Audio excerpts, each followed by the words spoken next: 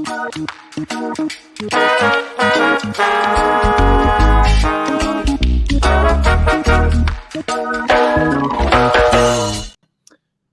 up, everybody? Welcome to another episode of Representing the Resin. My name's Jameson Wellborn, and today we are joined by my good friend Eli of What's up, everybody? ET Farms. Eli, how you doing, bro? Man, I'm feeling good, man. It's nice to be back at home and enjoying the holiday weekend here, just chilling. You guys have seen me. I've covered 25,000 miles this year, so it's nice to just be here at the battle station and kind of regroup, get ready for this first part of the year. That's awesome, bro. Where are you joining us from? Southern Oregon. I'm in Grants Pass. Beautiful. Right on the Rogue River. Beautiful. So, as always on this show, we like to start at the beginning. So before we get into all the cool stuff you're working on today and all the cool stuff you've accomplished, let's, tell us about yourself. Where'd you grow up? Oh, man, I was born and raised in San Jose, California. Born in 84. So I'm an 80s baby and a 90s kid. Let's go. So what was, talk to me a little bit about childhood. Like what was family like? What was school life like? What were you like? Yeah. So I grew up, I was on the west side of San Jose. Pretty typical, early 90s, mid 90s life. It was like, you get off school, you get out of your school clothes and your parents are like, okay, go outside and disappear and don't come back in till the street lights come on. And once those street lights are on, you better be your ass at the table with your hands washed, ready to eat. Yeah, I'm got an older brother, have a younger sister. I'm the middle kid. Kind of went all around San Jose all the way through my elementary school years, like Sunnyvale, Santa Clara, just kind of everywhere in San Jose. Grew up. My grandfather was one of the ones that raised me. Our parents had to be at work, and my grandfather was an 18-hour-a-day worker, so he's spare time I was digging ditches or putting insulation in ceilings and doing all the construction work that child labor probably wouldn't let us do these days. What was school like for you? Did you enjoy it? School was good, man. I feel like, I was a prime target for the Ritalin generation. I feel like a lot of my early years, I felt like I was kind of in a bubble. I felt like from third grade to eighth grade, when my family had decided that was the route to go, as a lot of kids in the 90s, I feel like it wasn't until I came off of Ritalin and onto cannabis that I really started kind of putting life together, I mean, school was good. My brother was only 2 years older than me, so we were always right around the same grade and same classes. So we rode to school together. He was a right-hand man for me for most of it. It wasn't until my, seventh grade year, I moved up to the East Bay, or east of the East Bay, to a little town called Livermore that was blowing up at the time. And then that's where I finished up school. I went to high school there. I went to Livermore High. And then, that's pretty much my school. I really enjoyed school. I think that probably history was my favorite. My brother's a huge history buff. He's a major in U.S. history, so it kind of rubbed off on me. Family's got a lot of history here. We're pre-revolution family in America. So my great-grandfather, who my middle name's after, was documented as one of the great last American Western cowboys out there, cattle wrestler. Like we're America. So talk to me about cannabis, man. Like growing up, being the middle child, were you exposed at an early age to cannabis? Like when did you first become aware of the plant? I think that it was probably the first concert my dad ever brought me to. And it was Page and Plant from Led Zeppelin. And we were sitting at Shoreline Amphitheater, and I'm, just smelling this smell. I think I was in fifth grade or sixth grade. And I was smelling this smell. I'm like, man, what is that? It smells like a skunk or something. And my dad just laughed. He rolled it off like, oh yeah, it's just a skunk. Don't worry about it. I think the first time that I put eyes on it, I think it was in our little bad middle school days when I was stealing cigarettes from my dad, and we were all hiding off in the park trying to go and smoke. The older kid, I think he was probably 2-3 years older than me at the time, he had just brought this Ziploc bag, and it was just like, from what I can remember, it just looked like green grass clippings. Really, I didn't really know what to think, but that smell, it like brought me back. I'm like, oh, that's what I smelled at that concert. They were smoking it. I don't know. I was too busy trying to be a cool kid and smoke a cigarette back then. So kind of went on to a couple more years till my 8th grade year. And then that's when I was kind of trying to transition off of Ritalin and talking to a lot of kids at that time. And I was like, I really think that I'm ready to experiment with, marijuana at the time. And my buddy gives me 2 joints, and he gives me a shake joint and he gives me a bud joint. And he goes, all right, look, smoke the shake joint first. If that doesn't do anything to you, smoke this one. So I bring it home. I have it in like a little fruit snack pack in a Ziploc, and I think I'm all shady and quiet. And I get it to my house, and my mom's like, what do you have on you? So I don't know what you're talking about. And so they ended up taking it. So that didn't end up working. So I went back to school the next day, and I'm like, look, man, my mom's got a hold of it. Like, almost got busted. Like, she just took it from me. So then he hands me a little Batman dub sack baggie stuffed to the brim full of what we now know, or what I didn't know at the time, was just some straight BC bud. And he's like, all right, look, just take this. And he gives me an old wooden pipe. And it's like one of those old military ones with the ash catcher on the top that you can smoke through. So yeah, like went home the next day. My mom was working graveyard shift. She was a paramedic for a long time. So before I went to school, she would barely be getting home. So I thought it was wise. Okay. Like before school, 8th grade year, I'm like, all right, let's smoke some of this. And I didn't know what I was doing. Before school, like 7:30 in the morning. And I like packed the bowl and I smoke it and I hit it and I hold it in. I'm coughing all crazy. And I'm like, well, that's burnt. So I pull it out and pack more and smoke that and pack more and smoke that. I probably sat there and smoked most of the gram just to my face, just back to back to back, because I didn't know what to expect. So yeah, as you can imagine, this young kid is now high as a kite. And I walk back inside and I sat down on my couch with a Costco-sized box of those Fruitio fruit snacks you used to put on your fingers. I think my brother caught me when I was like, I don't know, 20-something packets deep.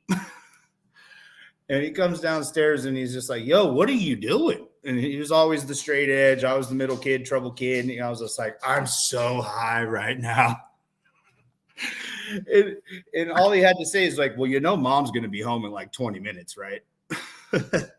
So I freak out. I call my friend. I'm like, who gave it to me? I'm like, dude, I don't even know. Like, how do you get unhigh? He probably, I can only imagine his face. He goes, well, and this is like no cell phones. We're talking on the house phone. Like this is, and he goes, the only thing I can think of, Eli, is fill your kitchen sink with ice water. And he goes, and dunk your head in it and hold it in there as long as you can for as long as you can.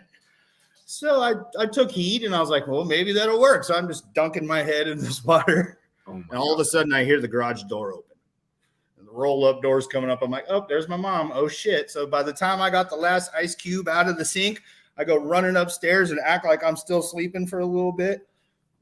And I think the rest is history from there. But yeah, no, it was a wild experience. I ended up having to like go to school, and I'm just like, first time and smoking a gram to your face, your first time, like I was lit beyond words. That's for sure. That would have been a tough first day. That would have been a tough day at school for anyone.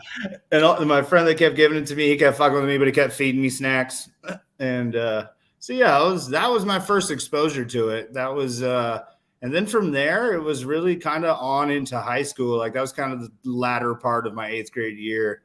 And, I approached my parents that I had tried it, and that I was like, it had really changed my perspective on like, wow, I was in a meth bubble for the last 5 years on this Ritalin that you guys were pumping down my throat. And, so I told them, I was like, I'm not using that anymore. And I was like, I found something that's really working for me. And, I was young and they weren't really ready to hear it. They were 80s parents. So they knew the gig. I wasn't hiding anything from them, but, yeah, it was kind of freshman year, met the, the seniors and the guys that had graduated the year or two before. And that was, east of the East Bay, where the 5 connects to the 580 to the 680 is a huge transjunction for the Bay Area traffic.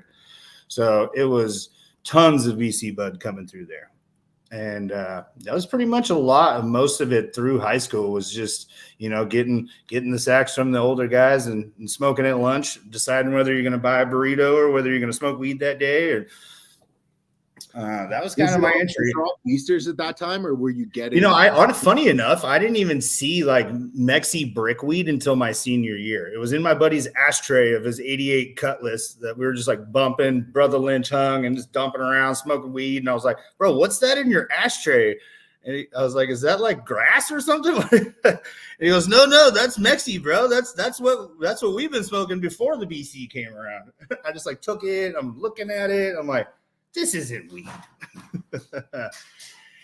Probably my sophomore year into my senior year is when like Champelli. I mean, we were blessed with getting champagne around the East Bay area. I got to get introduced to some of the first skunks that came out. That was, I think, the only weed that I ever had in a jar, and you could still smell it. It was was it? What was your memory of skunk? Like, what did it was too much. I was so used to BC bud. My buddy comes around the corner. My buddy, he's a chef now, Chef Jeremy, and he was my little high school buddy. He comes walking down the street, and I can smell it before he even gets 100 feet to me. I'm like, "Man, what do you have?" He goes, "It's the Glen Doge," and that was one of his older buddies, Glenn. And I was like, "All right." So he's like, "Man, smoke this," and all we had was an apple at the time, so.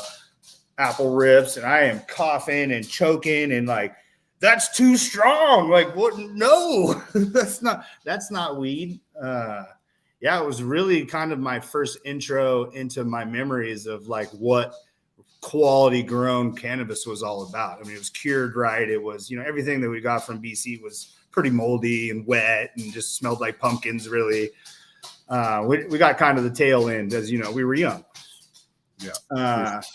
That skunk I would say would probably be the most standout of the first true like connoisseur experience in smoke that I had ever had.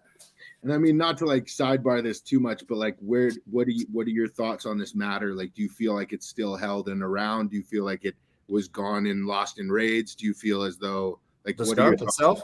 Yeah, the skunk. Man, it's been a long time since I've seen anything that I would compare to what I can put my feelers on that memory. I know that as of recently, there's a lot of the roadkill skunks and a lot of the East Coast people that have held on to the varietals for a long time that are claiming to be the old school skunks. I would say that I haven't been doing my due diligence and hunting those out for the last like 3 or 4 years. I've been, focusing on other genetics, but I mean, I think that as a godfather to most of the strains that we have these days, I would hope that somebody's holding on to that heirloom. There's just been some commotion around that specific strain and individuals saying they have it and may not having it. And, us not really being able to replicate or produce a line that is a roadkill skunk, like smells like a roadkill skunk.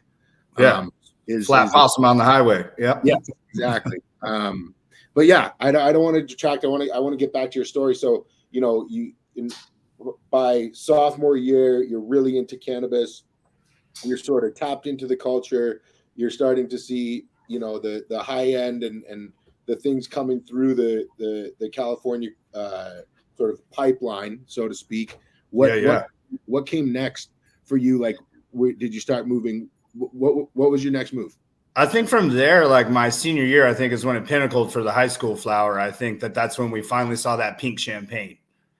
And that was just, to this day, I pray that somebody has that laying around. So it was astringent. It smelled like champagne. It was pink. The pistils were beautiful. It's like the trichome coverage was just, I mean, I look at strains nowadays. I'm like, man, I don't even think they were as frosty as that was. So yeah, that was kind of the pinnacle, man. I ran track, I was a 4x1, 4x4 and 100-yard dash track runner. I'd come to track practice stoned and beat everybody in foot races. I brought Livermore High all the way through the state finals, beat DJ Williams, who went to the NFL pros the next year in a 4x1 race. So it was pretty athletic. And, at that time, right as I was getting out of high school, I had chosen to join the Marine Corps. My junior year was 2001 when September 11th happened. And I got a long line of military history in my family. And, I kind of allowed cannabis to stay there, but really started focusing on the career ahead of mine that I had chosen to do. So by the end of my senior year was really starting to get into full Marine Corps mode. So kind of started putting cannabis on the back shelf. I mean, just because I knew I wasn't able to smoke it. Like I had to tell the recruiter that I had only ever smoked it 3 times in my whole life, and just had to really kind of get into U.S. government mode, you know. Would you say 9/11 was that catalyst that promoted that career decision, or were you always kind of interested in? Growing up, I mean, my grandfather was in the Navy in the Korean War, and it skipped a generation with my father. But I don't know. I think as a kid, I grew up and I was, seeing the commercials of the Marines with the sword, and I'd see my grandfather's sword sitting there as a kid, and I think it had a lot of childhood interest. But I mean, yeah, I definitely hit home being from Livermore, California. It's 4th in the world in terrorist bombing lists. The lab there is where Reagan built all the, satellites to knock all the nukes out of the sky, the Space Wars program. So yeah, I went to school in the morning, and my buddy was listening to AM radio, and it says America's under attack. And I thought he was just joking, talking about some radio show or something. And, all of our teachers sent us home. And I think at that point in time, it was, am I going to go to college? Am I going to look at this track scholarship, all the way across country? Chapel Hill in North Carolina was looking at taking me on under a 3-quarter ride track scholarship. One of my best friends, Justin, he had pretty much pulled the trigger, and, he was one of my good friends, and it was something in the back of my head. And yeah, I think that did solidify a lot of it, just because I was in it and I was a high school kid and I was ripe at the age of recruiting. And I think it all just kind of fell into my lap at that point like that.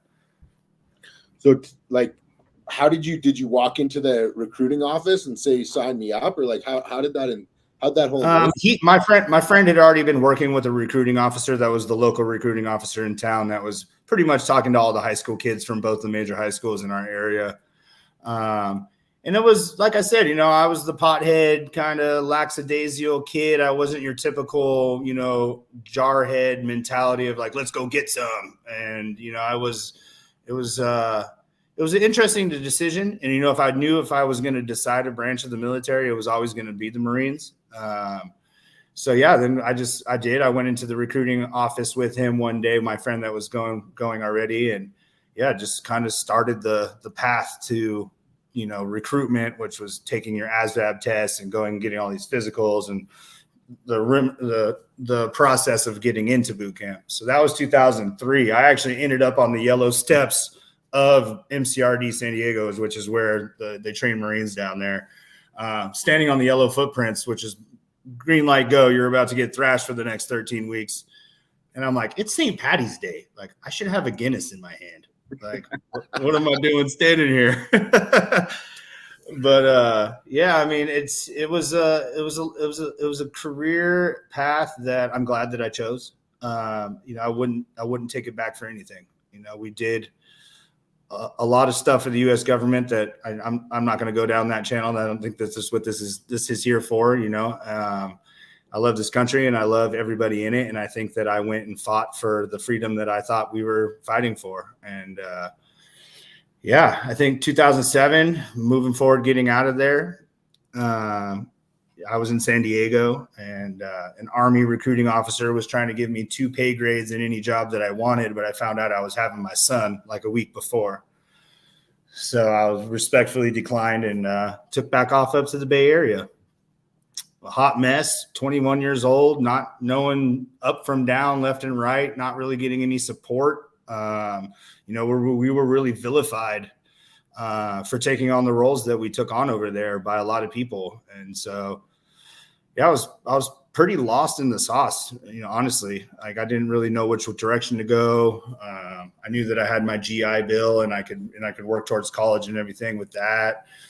It really took a really good friend of mine, Jacob Wyatt. He's about 4 years older than me, and he snagged me up when I got home and was 21, ripe and ready to go to the bars and try to forget about what I had done. And he goes, "Look, man, you can either become a lost 21-year-old that never leaves this town, or you can, become a responsible drinker and really try to figure out what the next step is in life." And he really took me under his wing. And, he was growing a little closet grow with a metal halide that they had stolen from a light post, like from the street. And it was a bushy old grower, the bog bubble. And I remember walking into his apartment one day to come and get some weed from him. And, I was just, using it to try to medicate myself back to a sobrietal standpoint. And I was like, hey, man, I was just like, I've always wanted to kind of, get into, the growing side of this and kind of learning more about the plant. I was just like, I really don't have anything going on for myself right now. Like, what's up? Do you think I could come and just kind of shadow you, or kind of just like, I don't know, just learn a little bit? And at that moment, he literally stuck a hose in my hand with a stopwatch. He goes, hit every single one of those pots for 20 seconds each. He goes, and make sure you do it even. Don't do this. And he's, from that moment forward, I just cared for the rest of that cycle. It was just a little apartment grow in Livermore. It wasn't anything big, but it was just really a mind-changing moment and a life-changing moment for me, that cannabis had done so much for me at a young age that I was really coming back to lean on it and coming back to use it as medicine again for myself at an adult age, 21. And so, I'm really thankful for Jake and really having him take me under my wing. They learned me about trimming and just kind of all the whole sphere of things kind of came within the next couple of years right there. That was the days of, Trainwreck, Green Crack, and Blue Night. And, there was 07, man. Yeah. So that's when all my friends were up in the Chico Hills, pretty famous area that unfortunately got burned down over the last couple of years, Paradise and Concow. That's kind of where the Blue Night came from. It was gifted to our circle from one of the local Native American Indians up there.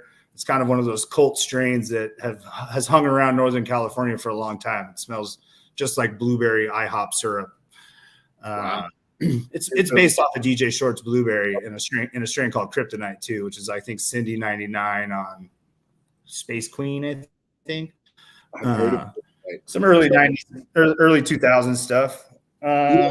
Yes, I mean, I think just from there, man, I think, just a couple of years had gone by, and that's kind of why my tagline is started in a tough shed and now I'm here. Like, I was living on my family's property, and I went to Home Depot, and I found this 8x8 tough shed, and I was just like, okay, I can sneak this in the backyard. Nobody will notice. So the day the tough shed's there and they're like installing my tough shed, here comes my grandfather to be like, hey, Eli, like, what you got going on there? I'm like, oh, it's just storage. There's not enough room in this little double wide that I was staying in the property. And he goes, okay. I mean, we have 30,000 square feet worth of warehouse in the back of this property. So storage was a little far-fetched for him. But yeah, we powered it up, man. We got a cool tube, one of those old 60-inch long ones, had 2000s on each end, and slapped it to the ceiling, and had 2 3x6 trays in there. And I had cables for the lights on a pulley system, so I could like move the lights back and forth throughout the days. I'm like, seriously, there's like this much room to walk through.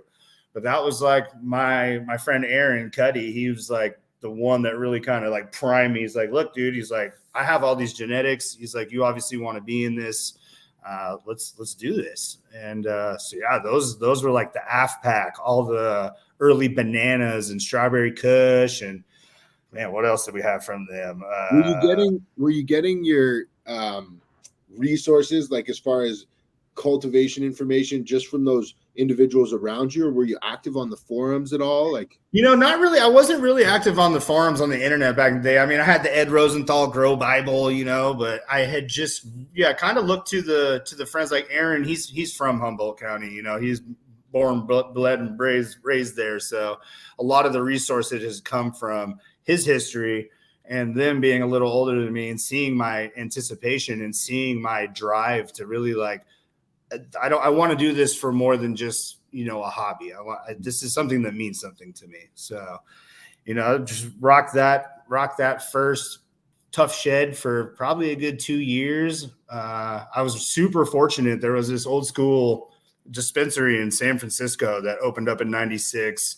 It was one of the first ones. CMC was the name of it. You could go in there and you could buy an eighth and you could hand it to them, and they'd roll you joints. They had a smoothie bar, a coffee bar. You could sit. It was a true coffee shop vibe. And I went in there one day when I heard there was a bunch of clones and teens in there. And I saw this guy standing there that was kind of running it. Didn't really know who he was, but I mean, he had all the DJ Shorts blueberries, like OG Affy. Like he had all sorts of cool big plants in there, which normally wasn't in this place. And so I went up and talked to him for a second and got a couple clones from him. And I went back and sat down, and my friend was like, "You know who that was, right?" I'm like, no. He goes, "That's DJ Short himself. Like you were just talking to the man, the myth, the legend. Like these are all his personal plants."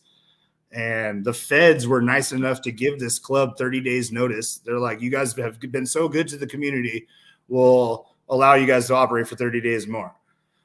So then knowing that, I go back over to him and I say, thank you for, all the things that he had done. And we grabbed all the blueberries, the sativa, the indica, and the hybrid. He gave me chocolate. He gave me all sorts of stuff. And I think that was kind of the time I had the tough shed. I had a little room in my double wide that I was using for my veg area. That like genetics really started mattering to me. Like really knowing what I'm growing and really like appreciating the genetic side of it and what the breeders are doing. I mean, this plant, as we know, look how many thousands of flavors it's given us. So yeah, that was.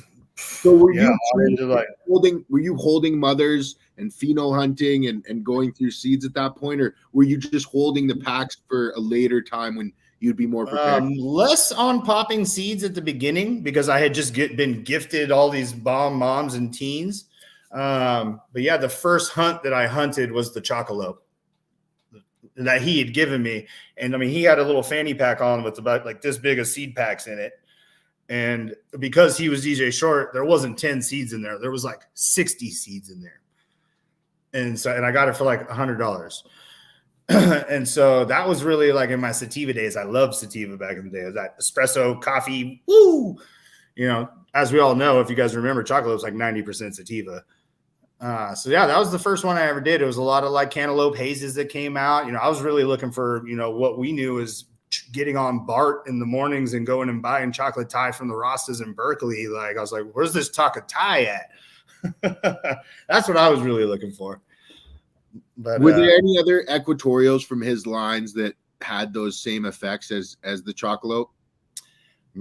I haven't. I mean, personally, I'm pretty sativa as it is. I haven't really felt much more of a big sativa like that than maybe some just like old school like purple hazes and things like that. But as for sativa type energetic flower, chocolate's been my pinnacle. My mom came in on me and my brothers after we smoked a joint of it. She goes, "What are you guys on? You guys are like doing this and talking really fast." I'm like, "Mom, it's this chocolate. I love it." Oh, that's awesome. Okay, so continue from there. You've got the shed. You've connected. You're getting more into it. What comes next? I mean, I think that was just some classic. I think between there and like 2011 through 13 was just some classic Bay Kid stuff. Growing, hustling, trying to make a life. I have children. At this point in time, just trying to be a good dad and make things happen, survive the economy. Really just try to grow up. I was. I had a lot of growing up to do at an early age. So like once I hit my mid 20s, I was like, man, I kind of skipped some steps here. So that was a lot of that. That's kind of right then though, is when I got exposed to extracts for the first time. It was 2011. And it was some BHO oil that my friend had blasted into a little Pyrex, and he had already got it to the point where it was clear and honey and it's real nice shatter or whatever. I was like, man, what is that? And he was telling me the process, and man, they went all out back then. They were just like, instead of just a tube with some vector, they had like this big of a tube with like charcoal in it. And then they had the weed, and then they had the vector. And I don't know, that kind of just became a whirlwind quick. Like as soon as I got exposed to it, like everybody all of a sudden had like honey oil. It was a little honeybee extractor. And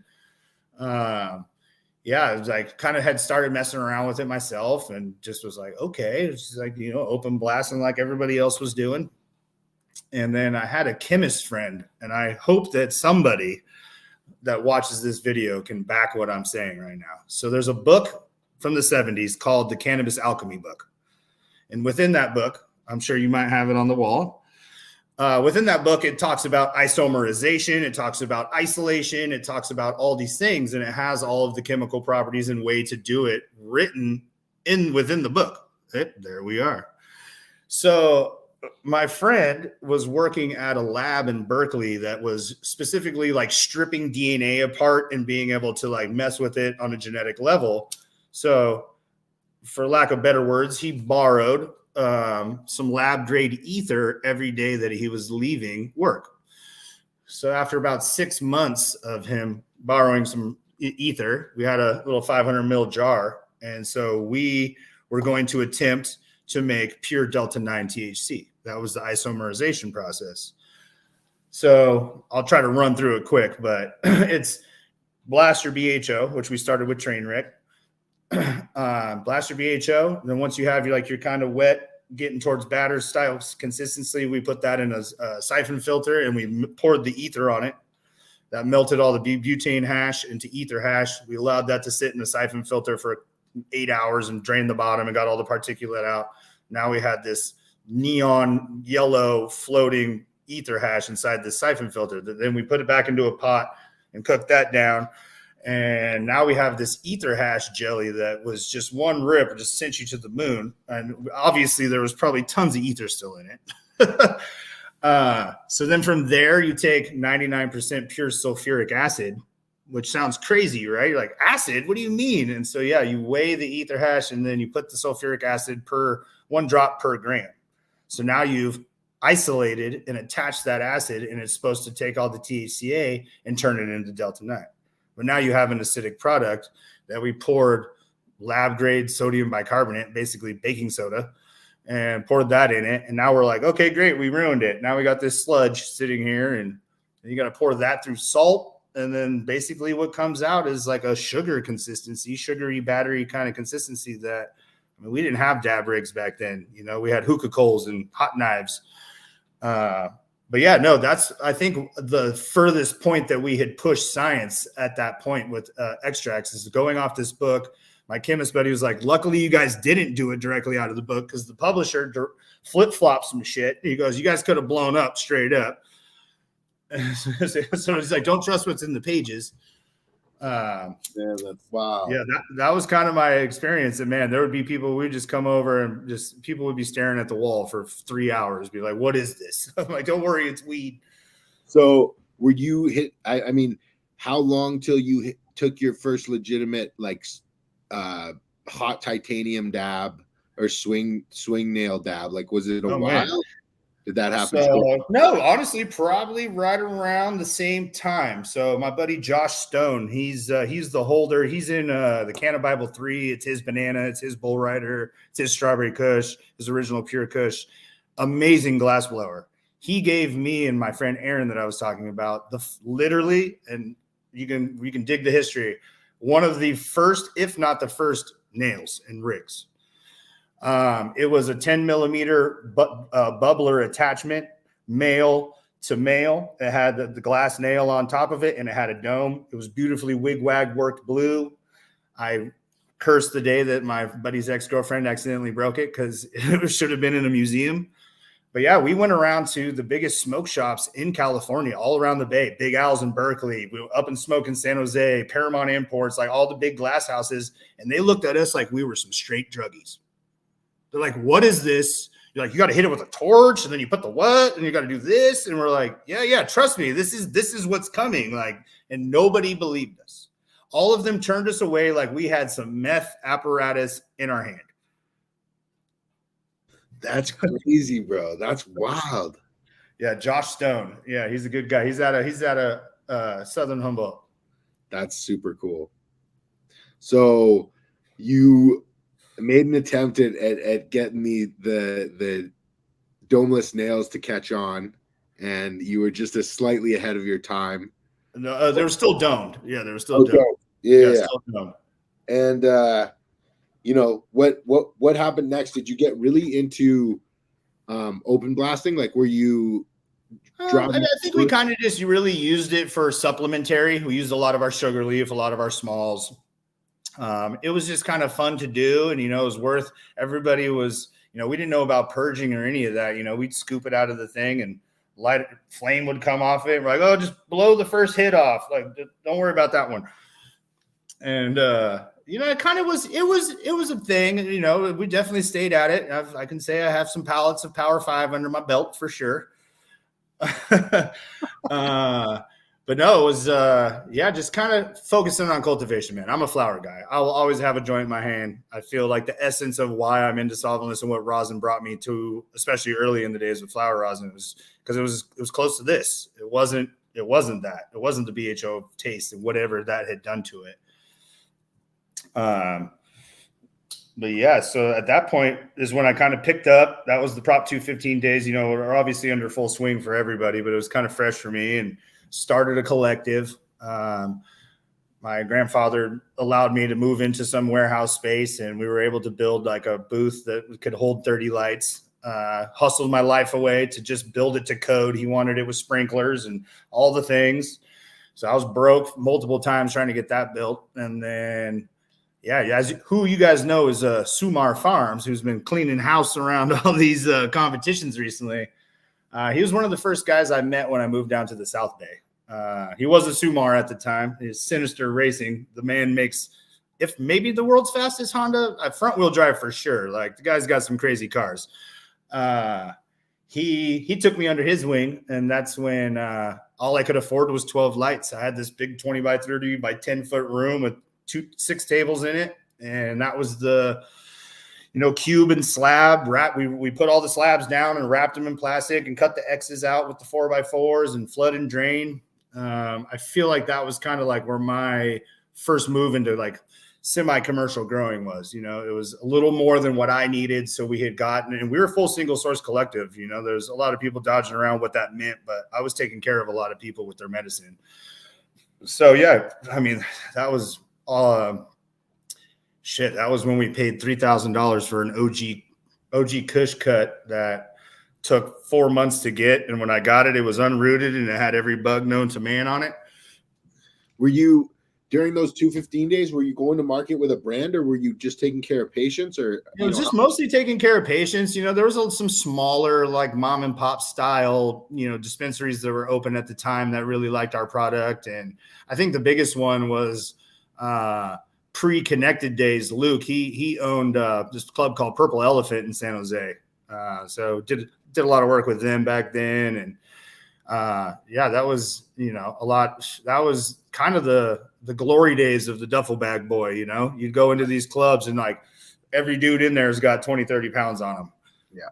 And, once that started kind of getting cracked down by the sheriffs, and, I was kind of going through some other growing phases of my lives, I kind of just fell out of that scene, just kind of kept to it, kept with my, collective of people that needed the medicine from me, and kind of just fell off that radar for a while. I was just like, didn't really like to see where it was kind of headed at that moment. And, I was busy just doing other things. And, I think it wasn't until, let's see, I have it in my notes, stoner notes.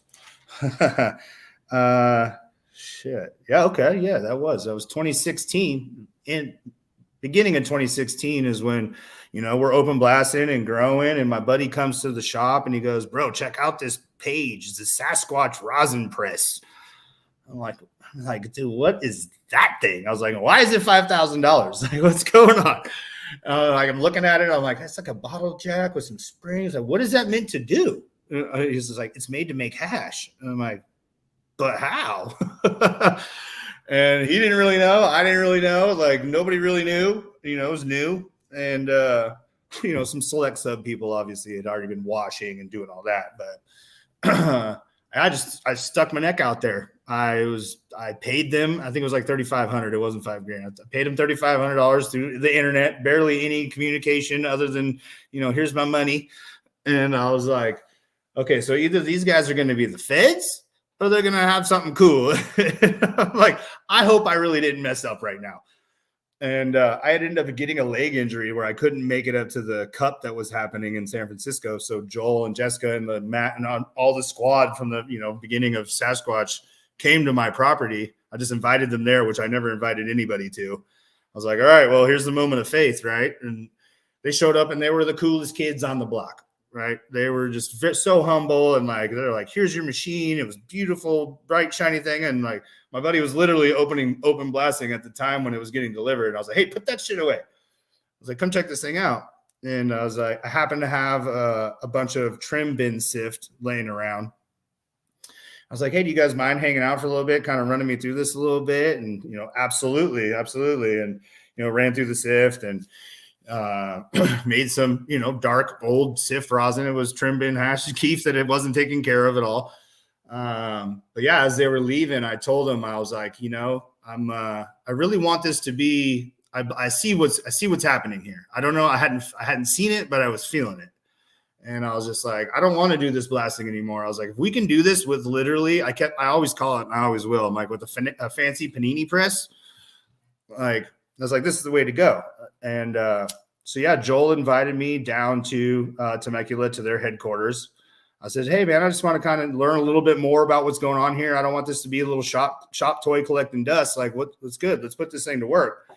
And invited me down with open arms. And I spent first day and a half there, and then that's when Phil, soil grown solventless, he was standing on the other side of the warehouse, and I was talking with Joel, and I was just like, something about washing, and he goes, oh yeah, why don't you go talk to him? He goes, that's Phil. He created rosin. Why don't you go over there and chat with him? So me just being me and my prankster ass, like I went over to him, I put my hand around his shoulder. I didn't even know him, and I was just like, I'm like, so was it your girl's hair straightener or was it yours? Because he had long hair back then. And he kind of just bats his eyes at me. He's like, wait, what? And I'm like, oh, man, I'm Eli. I just bought a Sasquatch. It's an honor to meet you. Like, thank you for what you've done, and you've created something that's, thank you. And I had questions, obviously. And I was like, man, I've been kind of pressing for the last month. I was like, I'd really love to learn how to wash.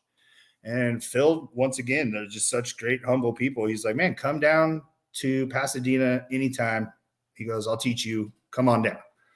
So I took that as an open invitation. I go home. I had just harvested. I put a bunch of fresh frozen and all, like 3 chest freezers in the bed of my truck with a Honda generator, gassed up, plugged into all these things, strapped into my truck. And I drive from the Bay Area, and I'm like, okay, I'm going to this shop, right? I'm going to go, fuck yeah. I'm going to the shop. And I get to this address, and it's a home. It's a house, like in the middle of a residential area in Pasadena. I'm like, okay, maybe I'm meeting him here first. And he comes outside, and he's like, hey, man, what's going on? And he's like, come on in. And yeah, man, he had an Artec foam small back corner of his garage that he had hot wired a hot wire to the thermostat wire on a window AC. It was just like the perfect decked out little garage setup. And, me and not knowing who he was and thinking oh, this is soil grown. This is going to have to be this. That's how roots he is and how roots I am on just like he's like, so what'd you bring? And he like goes to the back of my truck. He goes, wow, you brought 3 freezers with you, huh? And so, yeah, we proceeded to stay in his garage and work for 4 or 5 days. And like, he taught me all about the hand wash. He taught me all the different micron screens. We moved into doing a little 5-gallon like washing machine, Bubble Magic washing machine wash, and just really coached me and really just took me under it, out of the good of his heart, not knowing me from anybody else. Just like, I was like, yeah, man, come on, let's do this. And I mean, that really just forged where I sit today. As holy moly, I just was taught by the Holy Grail, and I need to respect that and move forward with honesty and integrity moving forward. Like this is a whole new hash. Like we got put into a whole weird class of fats and lipids. Like it's been an ever transforming thing with solventless. But yeah, that was kind of that's wow. my first path in solventless right there. That's man. A pretty cool guy to learn from. That's for sure. Yeah, he's such a recluse. Phil, where are you at? Come on, we're here. Yeah, he's a busy guy. Guy. What leaving Phil's. What was the next steps for you? Like, were you purely focused on freezing your crops? Like, I know you said you're a flower guy. I'm always going to have a joy in my mouth. So, how did you approach those next steps? Like having this new knowledge.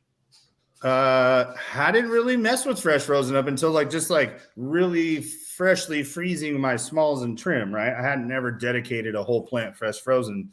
And I don't think I did for another 2 years. The flower market was just so good at that time. Yeah. And it was so new. And I was like trying to convince people like rosin is the way to go. And this is creating a shelf-stable product. Like, look at what this is doing. And people are, getting $3,000 to $5,000 for their pounds back then. They're like, you're going to stick this pound in that press? I'm like, absolutely. I'm like, and I'm going to show you, I'm going to get between 25 to 30% return on this flour rosin. I mean, I was looking back today, like my flour rosin looks better than some of my hash rosin I make today. So no, it took a lot of convincing, man. Like I was in the first wave, like people were trying to be truly salty on us. Like, and I feel like the only way that why that happened, and because I came from Blow and BHO, but the closed loop systems and rosin presses came out at the exact same time. So they're like, oh, we spent $150,000 on this crazy equipment, and you guys spent $5. There's no way that this could be the same. Yeah. But I mean, hey, c'est la vie. We were all young. We didn't know what we were doing. We were just trying to make hash. We all had our time in flour rosin. I feel as though if you don't experiment and have your time and pay your dues in flour rosin, the costs are just too tremendous for the amount of trial and error that you have to do to sort of dial in your processes if you were trying to just use loose resin. So I think absolutely, there's a tremendous amount of value to be learned and to start with flour rosin. I find it tremendously interesting that every single market has a life cycle of flour rosin, where flour rosin is hot and sexy. And and it's so interesting because it goes from the coolest thing to very not cool very quickly. But during why are you doing that again? Yeah. But during that time, it's super interesting, and it's really cool to hear that you were one of those guys on the bleeding edge. And yeah, I mean, I remember when flour rosin rumblings were coming out, and you were seeing just a few videos here and there, and closed loops were becoming more affordable, way more affordable than 20 grand, and guys were getting those small loops and running those and putting it into carts. And I think that flour rosin, what really sparked it was the ability to get that into a cart as well. Like guys were getting flour rosin into carts early. I remember that. Like, and there's a lot of flour rosin that's nice and sappy for sure. Yeah. So I think that's really cool. So I mean, what happened next when you got you're growing for flour for those next couple years, and then 2018 comes around. During those years, that was like 16. 16, yeah, that was kind of.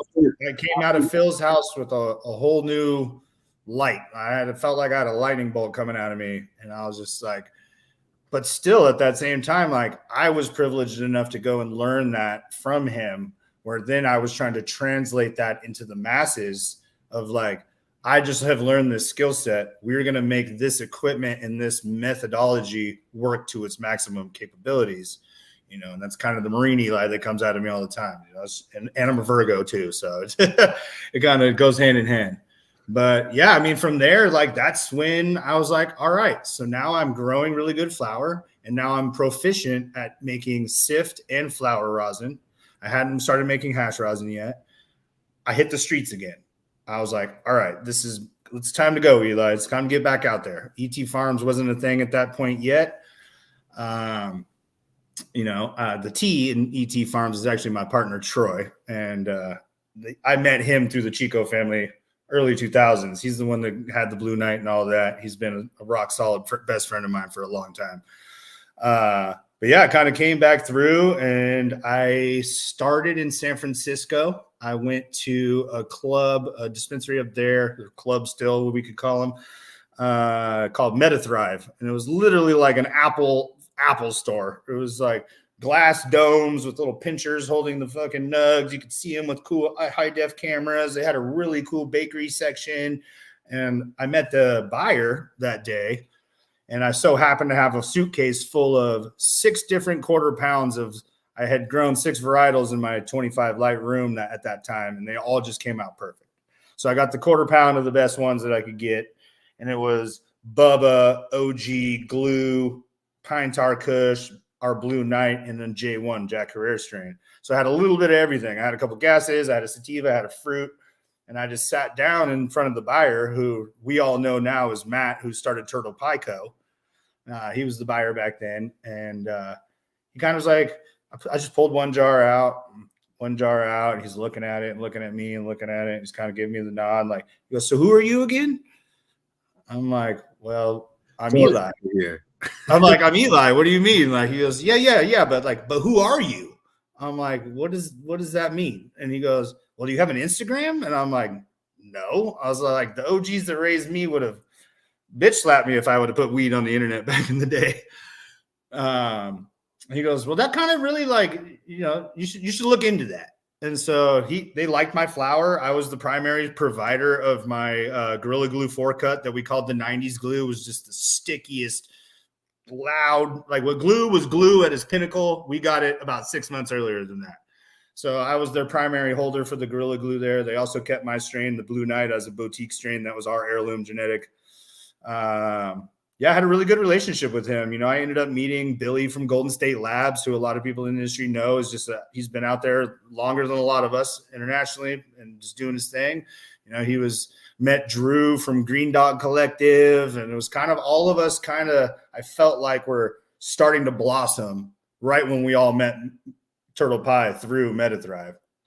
So it's kind of like the only other people that were even talking about rosin in the Bay Area that I knew were Drew, Dr. Ladybug, and my buddy High Noon Collective. I think he's out in Oklahoma now, but yeah, they had the same kind of things, a higher ground. He had like a KC36, a Golden Goat. Like there was really like, we had them in coin envelopes with like store-bought labels. And, I'm like, here, check out this rosin. They're like, what is this? I'm like, just smoke it. And I was like, tell me what you think. And, it was really a young environment. And, then from there, another place in San Francisco, Barbary Coast, they set up a really swanky, like turn of the century vaudeville kind of dab bar. I met my homegirl Ginia there. She was the buyer there. They were taking my rosin for a while, and then all the regulations hit, and it was like, okay, well, if you're not licensed or you're not this, then unfortunately we can't take this from you anymore. So yeah, that's kind of where it was my little last stint into the, showcasing my product in different storefronts and doing all of that and trying to be on that line. But I think that Matt and Turtle, the whole concept of you need to start an Instagram. And I look back on it now that I started it right after he said it. And I look at the people that I've connected with. I look at the events and the knowledge and an openness of what I've even tried to promote on my page is just, I'm just real. This is just my camera looking out here. I wouldn't take it back for nothing. I think that it's, a great tool now, but it's just funny how we came from a generation that thought that would be the downfall of us. And now look at us. We're both sitting here. You're in Canada and I'm in Oregon. Yeah, man. I mean, for me, that's a really important part of this thing is I think a lot of us were raised, right in a way to not share things and come from a space of keeping things more to ourselves. But I think that if we want any part of this culture to survive, that it's essential that we start sharing it. We can't ask anything to survive if we don't tell the stories around it. So that's kind of been my look over the last couple of years. And I think it's important that we continue the outlaw culture and continue to share those stories because, if we don't, it's going to get all washed away. And this is just going to be another consumer good or a lot of people are going to work towards it being another consumer good. So it's scarily headed that way. And some people look at federal legalization as like, oh, finally, but now I'm looking at how they're trying to classify and what that will turn even the already shattered recreational industry into. It's kind of scary. Yeah. As most people would call me, I'm a habitual line stepper. I have no problem helping both sides of the line. I think a lot of us are. So I want to, before I get your opinion on what's going on into present day, I want to take it back and sort of ask what that 64 transition world looked like for you. Like how did that affect your life personally? Well, it affected, I think, not just mine alone, but I think, just the whole, I think that half the stoners that thought about legal weed sounding good didn't give the 64 pages of deposition a read. Looking at all the subletted things that are taxes are only used for law enforcement. There's no schools, there's no roads, there's no education. Like it's really just kind of was the pits of a proposition, you know. And all I could do was express people, you know, read it, talk to your congressman, talk to your local people. How is this going to affect you in your business now, operating under the 215 sphere? You know, and I have a couple friends that were high profile, you know, dispensary owners under the 215 law that had to scramble fast to make it happen, you know, especially in San Jose where they were trying to just lock moratoriums down left and right. Yeah, I mean, me directly, you know, I feel like I, in the heart of me, felt like it should have been good. And in the idea of what it embodies should be good. But in the wrong hands, it's being mistreated greatly. Absolutely. I mean, I think it's very easy, hindsight being 2020, looking back, saying that was, you know, a flawed system, and 215 was, you know, a much more functional system to create sort of an ecosystem and grow a culture and a community and commerce. So it's really interesting to see what's happening. It's sad to see what's happening in California, but you know, what was 2018, what was your decision? Like, you just started your Instagram, you're now moving back away from a brand, and you know, what was your next step there? Well, no, I think when I started my Instagram, I was like, well, I sat and talked with my buddy, Troy, my partner. I was like, hey, man, we got to come up with a brand. So all of a sudden I got to be on the internet. Like, what's going on here? I was like, if you had my phone number, you knew who I was, kind of thing. And I was like, all right. So then that's when I fully dove into it. I was like, ET. I like aliens. You know, I'm into that stuff, and grew up with the ET movie. I'm Eli. He's Troy. Like, it all just kind of fell in. I was like, ET Farms, man. And I was just like, my tattoo artist, you guys all see on my sleeve, JT, he's one of my brother's best friends. He actually did the logo as a oil on canvas painting for me for the first time. I have that put away in my safe, and then got it digitalized from there. So yeah, from there, I mean, that's when I was like, okay, if this is really how it's going to go, it's kind of we're waiting for the sunset of Prop 215. We need to be serious. Went and got Ben Rice as a lawyer, got our actual portfolio together, got all the official signatures together, had our binder for distribution, transportation, all the whole nine, which we could have been having the whole time, but you know, black market things. So yeah, I mean, I think that transition like really put me into like 2019. It was just kind of running with Resin, man. I was really part of the Sasquatch family early, and like I loved going around to the events with them, and I helped promote them a lot. Like I spent a lot of my time really trying to get the culture into not just Sasquatch, but you know, there's a trusted brand. You know, they built a brick shit house right there. You know, so yeah, kind of into 19, like that's where. I think the hardest, I think it was the most adventurous and yet the hardest year of my life kind of happened at that point. I was asked to be the head cultivator at the lemonade and cookies facility in Oakland. That Growing Passion had just, the whole Mesh Ventures thing happened where lemonade and cookies all came together. And it was 488 light flowering rooms and like a 300 light veg room, triple decker. And that was just half of it. The bottom floor wasn't done yet. So I guess I would say enter the Skrill. I don't know. Some of you guys know Uncle Skrill Mo, Skrilly the Kid on Instagram. He's my buddy Will. He's from the East Coast. He's crushing it. You guys definitely check him out. But yeah, we went it together, and he was the operations manager and I was the head grower. And, you know, it was a facility that it cost a lot of money and it just wasn't quite there yet. And it was a transition to where I thought, okay, this is the next plateau of my career, is growing on this level. And, you know, it all kind of came crumbling to a short up after about 8 months, 9 months into it. And we moved on, and we don't need to go down the details with that. But, you know, I think that's at that same time as when I was going through divorce in my life.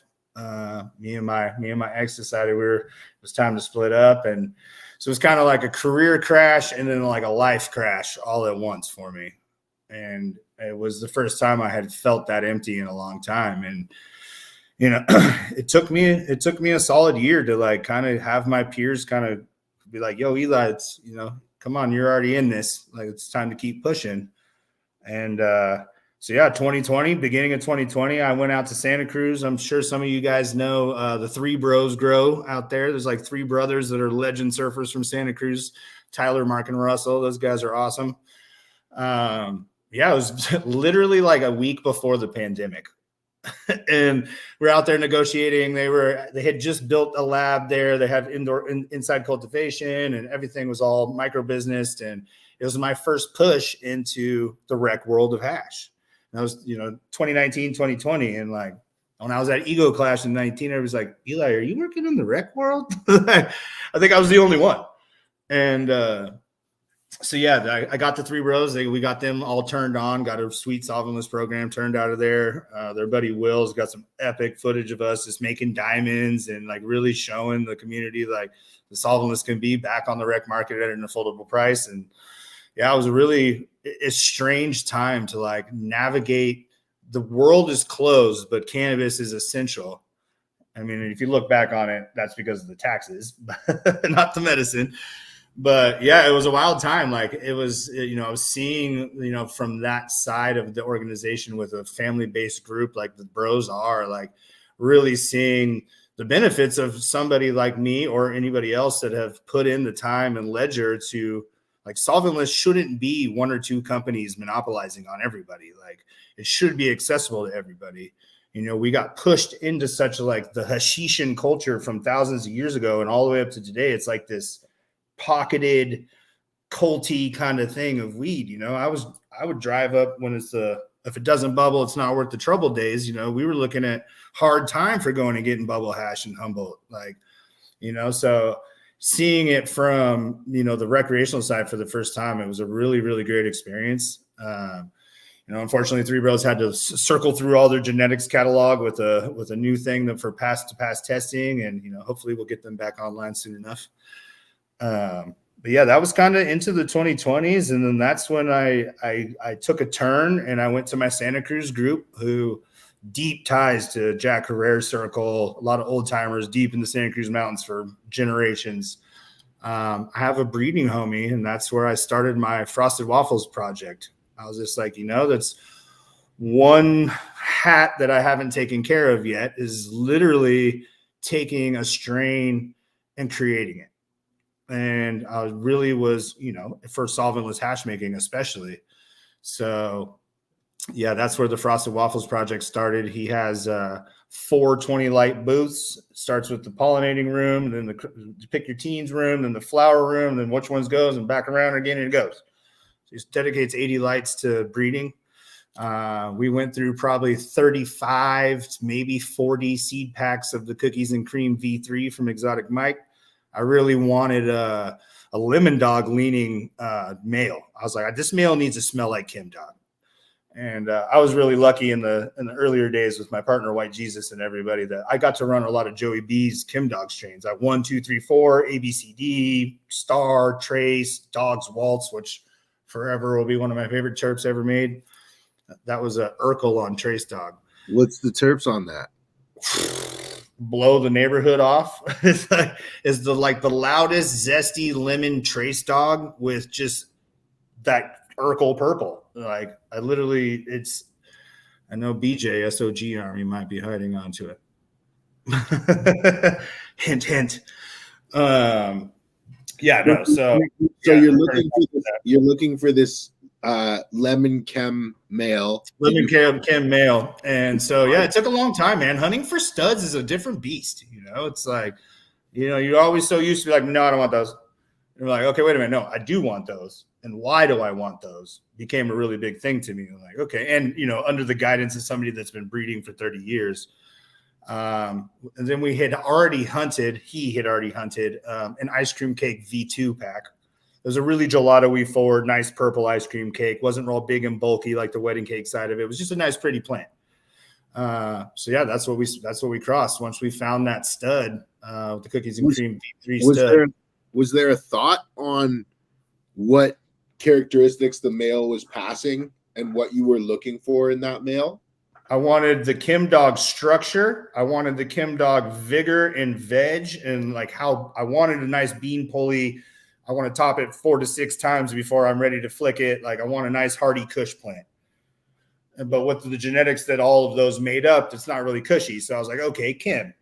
So let's lean towards Kim. And I just love the high of Kim. I've never been scared of 70+ day strains. I think let them grow, baby. And, you know, I had a lot of backbone with Kim Dog genetics in my years. So, yeah. Once it was yellow, like, I mean, that's the one thing that happens with Kim heavy plants is that the yellow's out pretty quick. And so were you able to identify that single male? It's like I said, it took 35 seed packs. Wow. A lot of money. Yeah. Wow. Yeah. Full price. I mean, we just were like, fuck it. We're sticking with Cookies and Cream V3. Slap a couple bands down. Let's go. So, yeah, I mean, and I had a lot of luck with the hashiness of the Cookies and Cream by itself, the V2. You know, a lot of people think it's kind of flat terped. You know, it's a hash strain. It's sticky. It's all trichomenes. There's not much terps to its hash. And, you know, that was what I was looking at, is that the gelato heavy ice cream cake female that we had already had a really nice floral smell, and it almost smelled kind of like a sugar cone kind of smell to it. So that's kind of where okay, let's do this. Waffle cone. I got you. No, so waffle cone, I had to back up. Compound Genetics made waffle cone right around the same time I was trying to hunt the Frosted Waffles name. And I had a little contest on my Instagram. I was like, all right, look, I can't do waffle cone. Compound, Chris, I love you. That's yours. You win. What's good? Let's name this strain. And I just said, I'll give anybody an ounce of this flower that wants to help me name the strain. And I don't know, man. I had 200 fucking people hit me up with auto name generators and different names and this and that. And the one when Frosted Waffles popped up, I was just like, kind of sticks. And I was smelling the flower, and I'm like, okay, yeah, Frosted Waffles it is. And ended up giving him an ounce, thanked him. He's a big CBD flower rosin guy himself. He likes CBG flower, CBD flower, CBA flower rosin. He does a lot with that. I work a lot with those cannabinoids as well. I ended up losing my mom in 2016 to cancer, and it really sparked a huge CBD and other cannabinoid value research for me. So a lot of people know I make topicals as strong as 10, 15,000 milligrams. I make tinctures that I make people drink the whole tincture at 5, 10,000 milligram. I've done some pretty wild things with those different cannabinoids. In solventless form as well? You know, I haven't really done, and so the rec license that we have coming online here in Grants Pass, we have a hemp manufacturing permit on there as well. So obviously we're going to want to make some nice dabs for the community, but my goal with this license is to actually utilize that hemp license a little more. And I want to show the vast community of CBD users, which my demographic is generally 40, 50, 60, 70-year-olds, that we can show you solventlessly through extracts, not only just dabs, but I would love to see a culture of people not be like, I can't take a dab. I'm going to be stuck. I'm going to hallucinate my brains away. And it's true. I mean, it's a big blast of 80% THC, but if we can start doing 1-to-1s, 2-to-1s, 10-to-1s, 20-to-1s, 40-to-1s, pure hemp flower dabs, pure hemp wash dabs. The only thing I ran into was pressing some, it stayed under the 0.3. It was the T1 hemp strain, and it was about 24% CBD. And I pressed flower rosin out of it and had it analyzed, and it was 60% CBD and 2% THC. So basically a 31, which falls well above which actually now it's 1%, correct? I think it's 1% that you can have, where before it's hot. It was 0.3 for a long time. Yeah, it's different everywhere, but right. I think that they've changed it to 1% as far as the farm bill in the U.S. goes. To my knowledge, it's crazy to me that it's that CBD gets put into this group, or if you're trying as a patient and looking at a dispensary, CBD flower, which should be technically if you're going off a THC rating, cheaper than hemp flower should be cheaper. It's more expensive than the top shelf flower that Alien Labs has or Connected has. It's more, and it's very rare to find in the California culture. Yeah. I'm here in Southern Oregon now, which is a hemp megaplex, and I've been really working with CBG, CBC, CBN. Like I've have a lot of access to a lot of cool cannabinoids that a lot of the different countries not really messing with here. Yeah. I think that's going to be a new frontier that only a few people right now are looking at, is, starting to breed for desirable profiles, characteristics, or outcomes in different non-type 1 varietals. So 1-to-1s or 20-to-1s or 10-to-1s or 30-to-1s, like you were talking about, and then having, specialists go in and carve out their niche in, I'm looking for 1-to-1s that create good hash that is on a fruity profile. Correct. And then, I think that is kind of a new frontier that I'm interested to see if it gets explored. I know that there's been a few guys for the last 5 years that I've been following who are playing around with those cannabinoids in solventless, but it seems as though they're a lot harder to work with. But I think the minuscule yields comparatively. We all know about the 1% club, but the 0.5% club doesn't ever look too good. The Ghost Club. I've heard a lot of further advancements with cryo. It's like, I don't remember the name of the company. It was the big cryo push, but I have a friend down in LA, this Mike Scorpion. Yeah, Scorpion Crew just hit me up saying that they have solventless CBDA, and it was extracted cryo wise. I saw it. It looked like thin sheets of bubble hash. I didn't really get to mess with it much, but we're like, well, we can't press this because it's going to convert from CBDA. But even the Fed said CBDA is good for COVID and everything, and like it's hard to capture that cannabinoid. Yeah. That just got exposed to me a couple months ago, and I'm really interested to see, because I know a lot of the early trials with people that I know that were working with liquid nitrogen or cryo just killed all their terps, broke all their heads, and it was a nightmare. Yeah.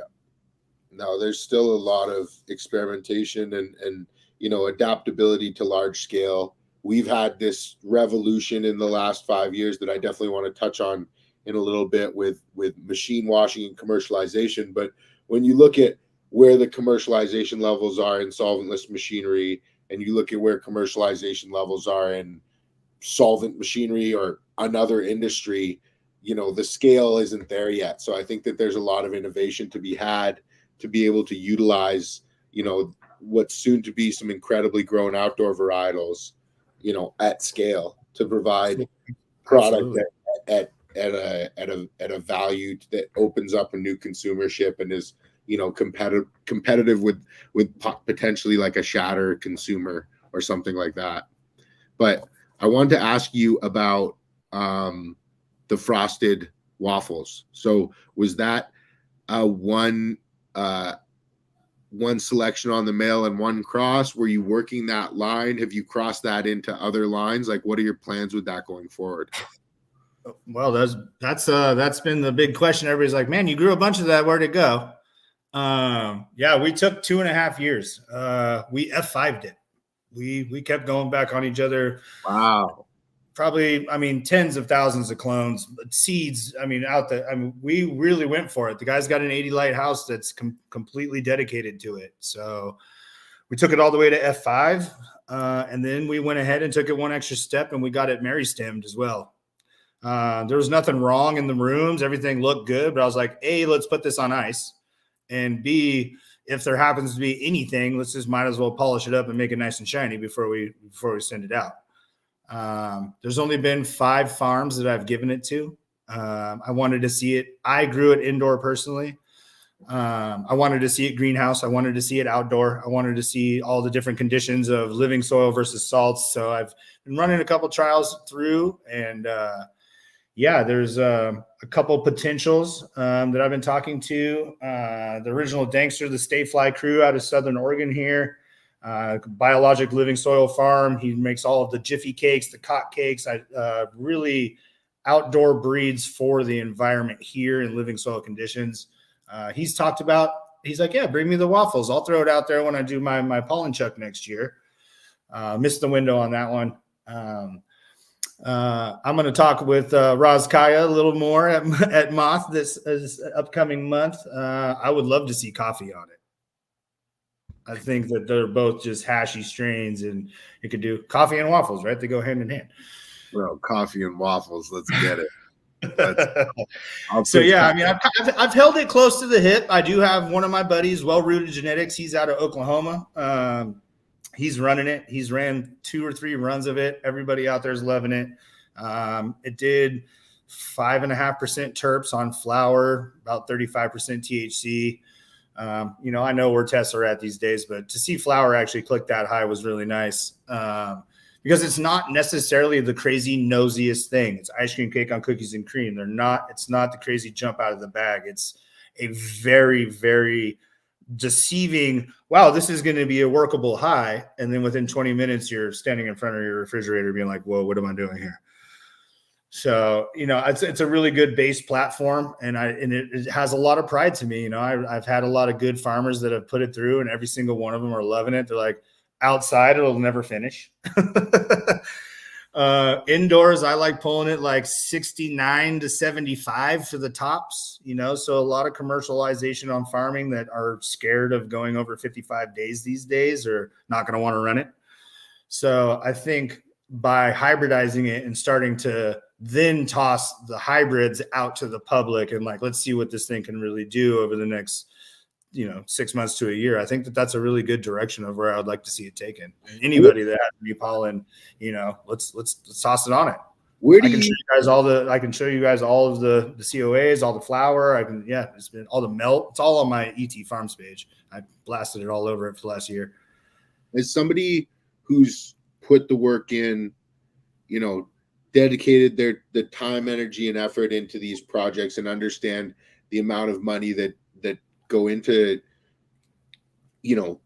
sometimes these thankless projects of breeding that go nowhere. And Absolutely. Luckily, you have something that went somewhere. Like, where are you happy with the state of the seed market and game today? Or do you feel as though we're heading more towards branding than actual understanding of where value lies in the seed? I mean, are they trying to put everything through CRISPR and do all that crazy nonsense? I have, I guess, a new revival with our buddy Taylor. All those seeds are really, really interesting to me. I think that a lot of people, it's not the seeds themselves. It's not the breeders themselves. It's the kind of the unfortunate catalyst that drives society these days is I want this now and I want it to be right. And every time it has to be perfect.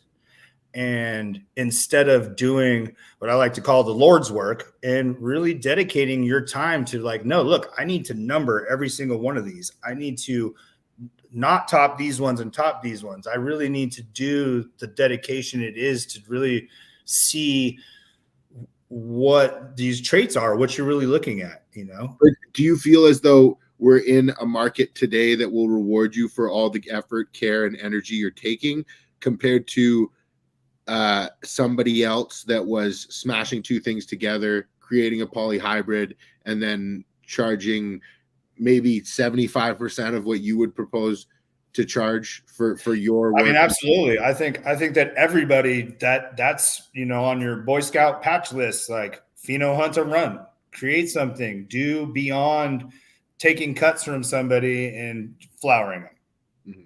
Mm-hmm. I really believe in everybody that asks me like, how do I get into this, or how do I get a foothold? Like, for somebody that's been in it, for me, I was like, I've worn so many hats in this time of, which is, I'm young compared to a lot of who I consider my OGs and the B.E. Smiths and all the guys, and all I can say is find something that interests you outside of cannabis. And if it so happens to fit in with cannabis, then that might work out for you. I like that. I like that. Let me one more question about breeding, and then I want to take it back to your story. But we're seeing a lot of, basically in the last 2 years, the whole resin breeder, solventless resin breeder, has really emerged as a category of breeding, and that didn't exist 5 years ago. And I wanted to ask you, as somebody with experience, do you think that we can push this plant any farther than we already have for yields? Or do you feel as though the GMOs and the strawberry bananas and those big yielding plants are probably a demonstration of the plant's genetic maximum? That's kind of a dual-headed sword there. I mean, okay, GMOs, strawberry bananas. Let's talk 5 to 6% yielder. 7, I've heard of GMOs, right? This, that, and the other. I mean, we could let's get into just to call it a random ball field, right? Sure. And people have a wild description of what that is. Total weight. We'll get that's a whole nother topic. But yes, I think potentially the expression of finding new terpenes, finding new flavors, finding new consistencies of ways to manipulate the hash, sure. But if you're looking at it under a microscope, how much of a trichome colonization is on this flower and how much can you take off of it is only in the precise execution of that, right? So it's like, do I think that all of a sudden I'm going to hear that there's a 20% wet strain? No. But do I think that finding what it's hard to even say, because it's like people are numbers driven and then there's people that are flavor driven. So people that are numbers driven are always going to need the 4 to 5% no matter fucking what. I don't care. Let's do GMO, papaya, ice cream cake, and like put it out there, And then there's the other people that are like, well, it's not going to really yield that much on the long scape of things, but man, to have those terps and to have that rarity, I feel like is kind of where that, like I said, that crossroad is. I think that the normalization of this breeding number, and I know Adam fucking Mission Hell, he was talking about it. He's like, the 1, 2, 3, 4, 5% is the new highest THC on the menu at fucking the dispensary, right? Like, there's so many different variegations of what gets you to that number. And like me just developing SOPs and time and being a cultivator and being a grower and like learning what gets you to that. Yeah, I think that growing for resin is really what's going to change the most of it. I think that people like Taylor, like they're growing strains specifically bred to maximize insolventless extracts, I feel like are going to become more of a thing. Hopefully, they can we give them their general stars? Let's give Z a 4-star general. Let's give Runts a 3. Let's give all these guys what they are. But we need to keep thinking outside of the box. If Mother Nature is going to keep providing these terpene profiles for us, we need to do due diligence and find them.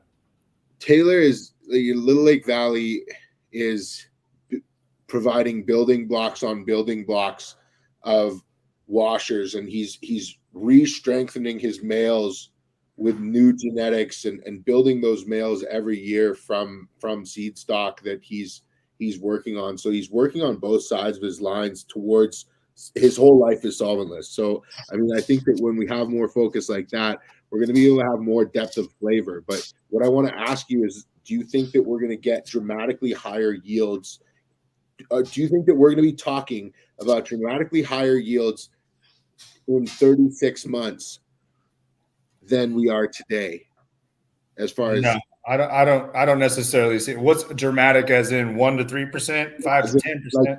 Like I mean, not 5 to 10. I mean, even an increase, an average increase shift in 1% because of overall breeding. Like, do you really see breeding making that much of a difference in the pheno hunting, or do you feel as though the plant, these washers that we have at these maximum yields are kind of where the plant is maxing out as far as yield capabilities go? I mean, I have yet to see anything over with my own eyes. Our peanut butter breath did 9.2% to melt. Yeah. And that was 149 to 70. That wasn't even with the 40 bag in it. Yeah. It was biologically grown in Oklahoma from my friend Matt, Wild Natives out there. He's always gone back and forth with me being a salt grower, and he's a living soil guy. I've tested it time and time again. And so for me personally, 9.2% to melt, and it pressed back within the 85th to 98th percentile. I mean, was just insane numbers to see, and that was viable hash. But I think let's test everybody's knowledge. Are we talking about to melt? Are we talking about to rosin? Are Yeah. we talking about, there's a lot of variables within that I think needs to get subsidized before we really focus on, is it going to be more? Well, grow for resin production. Don't go for pumping out your flowers. I think is going to be the SOPs within the garden that's really going to change that. How hard was that for you as a cultivator, moving the mindset from grams per square foot to resin per square foot? Yeah, wild. I mean, I'd be in week 3s and 4s just ready to be like, phosphors, let's go. All right. And let's stack these flowers to be like, okay, hold on a second. Maybe they're not quite ready for all that. Maybe they're not ready for that at all. I've still got a long way to learn on my transition into that. I unfortunately thank goodness for Troy. Like he's been holding down the cultivation. As you guys see, I've been on the road.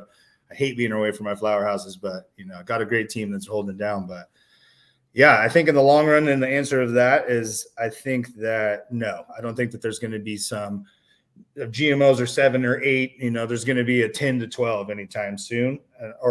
And if there is, then what have we been missing this whole time?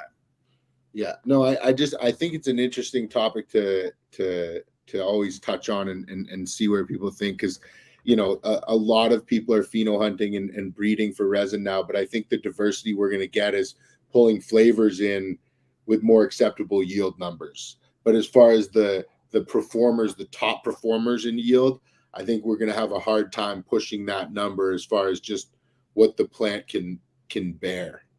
Right. I mean, we're talking mass per area. Yeah. How much more? Look at who's Schwale, the guy. He's got all the crazy boop boop boop boop. Yeah. Farmhouse. How much? Farmhouse. How much more can you stack on top of that thing? Right. It's. I don't know. Maybe interesting. A lot of the guys that I have on the show are, when I ask them about the issues around comparing apples to apples with yield, a lot of these guys are more artists than anything, and they go, listen, I don't listen to any of that. I don't really pay much attention to it, and I know what I'm running, and I know what my number parameters are. And so, like, when I hear other people's numbers, they're kind of just like fairy tale imaginary things that I don't really pay attention to. And I'm like, that's cool, but that's not how we progress faster as an industry. Like, if we all can be talking with the same nomenclature, the same vernacular, apple to apple, and going 100%. What did you yield? What did I yield? What did you yield on this machine? What did I yield? And we're all talking about, off the press, or we're all talking, and we're talking. I feel like that as a hash maker, that's one of the most valuable tools you have in your toolkit, is to have your playbook of the genetics and how it was grown. I mean, you have to know a whole lot more. Is like, oh, ice cream cake does this. Like, no, okay, well, is it greenhouse, outdoor, indoor? Is it salt soil this? I mean, there's so many different varieties of conversation in that. But yeah, I think that we're trying to get there. Do I tell people, when I tell people it's 2,200 grams for a fresh frozen pound, they're like, oh, well, I've heard 2,000. I'm like, okay, kilos, it makes it easier. But like, am I under the influence that I think that every single strain has the exact same water weight that we're equating that to? So I don't know. I think that I think for common sense and just common culture, and just to have a baseline number, I think that those are safe numbers. Was it pulled? Were those plants pulled out of a well irrigated or very moist hugelkultur bed, or were they pulled out of some Rockwell cubes that were dried out for the last 2 days? Like, right. that those numbers are going to affect. So I mean, at some point, I think water activity has to come into play, and we have to measure the moisture content prior to freezing, and then we'll be able to add one more step of math to the equation, and then we can demonstrate or agree on parameters, and then reach a more valuable piece of information than we can exchange than this quasi dick measuring. Yeah, it's like the rhetoric is like, oh, it has to be this, and like, here's my 5%er. Yeah, right. Yeah. No, I think it's going to have to be the community that comes together a little bit more on coming to acceptable terms on what it is that we're actually looking for. Why is it that we're chasing the highest? Like, I know a lot of people's markets, and I know a lot of hash kids, they all want varietals. So why do you need 10,000 pounds of one flavor? Because it yielded the highest. I think the issue really resides in the variability of cannabis, and going to understand that from varietal to varietal, you're going to have one that, the 90 to 120 is decidedly and standoutedly the best, and it's the best on its own. And then you could have another varietal where the 45 all the way to the 160 is what the majority of people would prefer, or 50% of consumers would prefer. And so it's very hard to I mean, you all know me. I'm a full spec guy, baby. Bring those Kinibs on. I don't care if I don't care if I got to wipe the banger just a little more. It's all good. So let me ask you this: being a salt grown guy, a self-proclaimed salt grown. Don't put that on me. No, I have. I'll give it a quick breakdown. I use cocoa, 7-gallon pots. I use House and Gardens Coco's A and B for the base. But every single week, I'm brewing a 300-gallon live organic tea in there. Sometimes they're just ferments. Sometimes they're nettle teas. Sometimes they're herb teas. Yeah, I'm guilty. My whole garden in my backyard's all hugel beds, and like everything that my Oklahoma buddy rolls around in his grave for not just growing living soil already. I took Dr. Elaine Ingham's 5-day intensive. Like I was in the class with her for 5 days. The girl is that woman is Captain America of sorts. I definitely feel that every time I went toe to toe with the exact same light, the exact same pot, the exact same everything, back to back from my house and garden to his living soil, THC was right around the same. His terpenes were usually 1 to 2% higher in flower. Were there, you had to try to keep that control, 2 different environments and 2 different houses, but we're like, just did one specific single light. Let's really battle this. I really want to see. And like our consumables and like the salts that I'm using plastic bottle nutrients are obviously not a viable thing for this earth. Like I understand what biologic farming and living soil is absolutely what everybody needs to do to be, sustainable. COAs. I guess a dog caught in his old ways. I guess maybe a little bit on my one old school house. No judgment, brother. It's just knowledge for the community. So COAs and philosophy and theory aside, in your career to date, can you make any observations on salt grown versus organic, as far as a hash maker and a cannabis consumer goes? Like, do you feel as though one does certain things or certain terpenes better than another?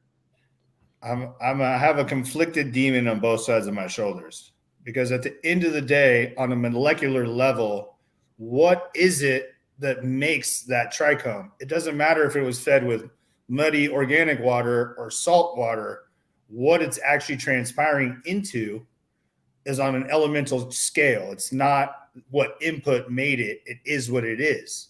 So like the owner of Access, he says that as, what is it really, can you, and I think that should be more of a thing. I think it should be have a salt grown, a cocoa grown, everything lined up on blind taste testing. Can you really tell a difference? Is it, and has its own judgments on people's palate.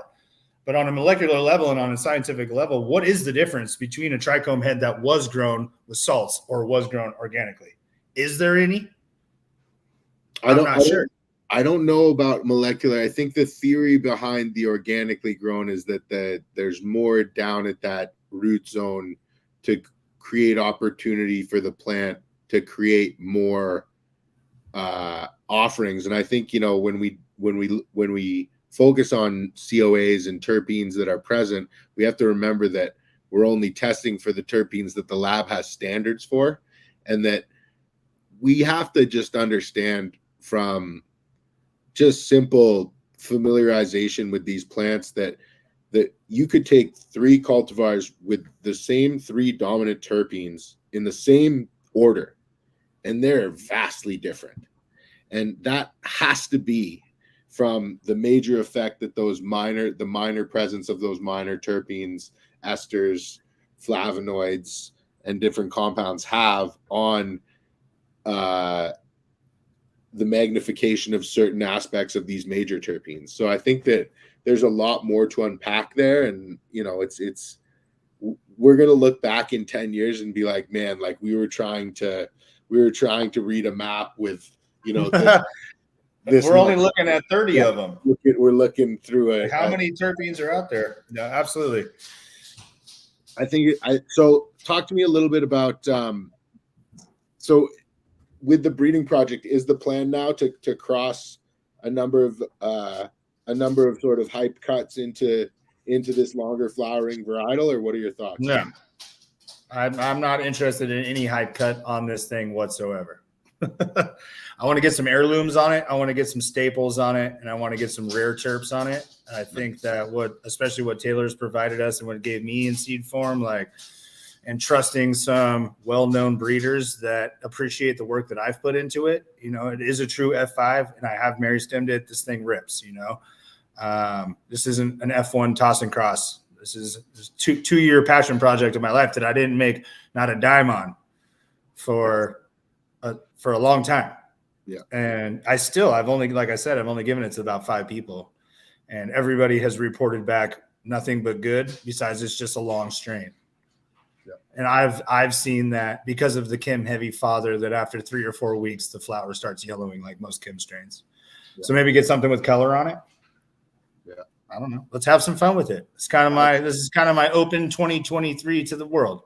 That's awesome. Who wants to put some stuff on the waffles? So I know. So what happened after 2020 or 2020? Was it 2021 when you worked on the project with the frost? So that was 20. That was like basically all the way through the Three Bros time, and then kind of got into the later part of 20 is when I went and started helping out in Oklahoma with that living soil project that I was talking about. Helped him build a 35 light dual spectrum, which was actually tri-spectrum.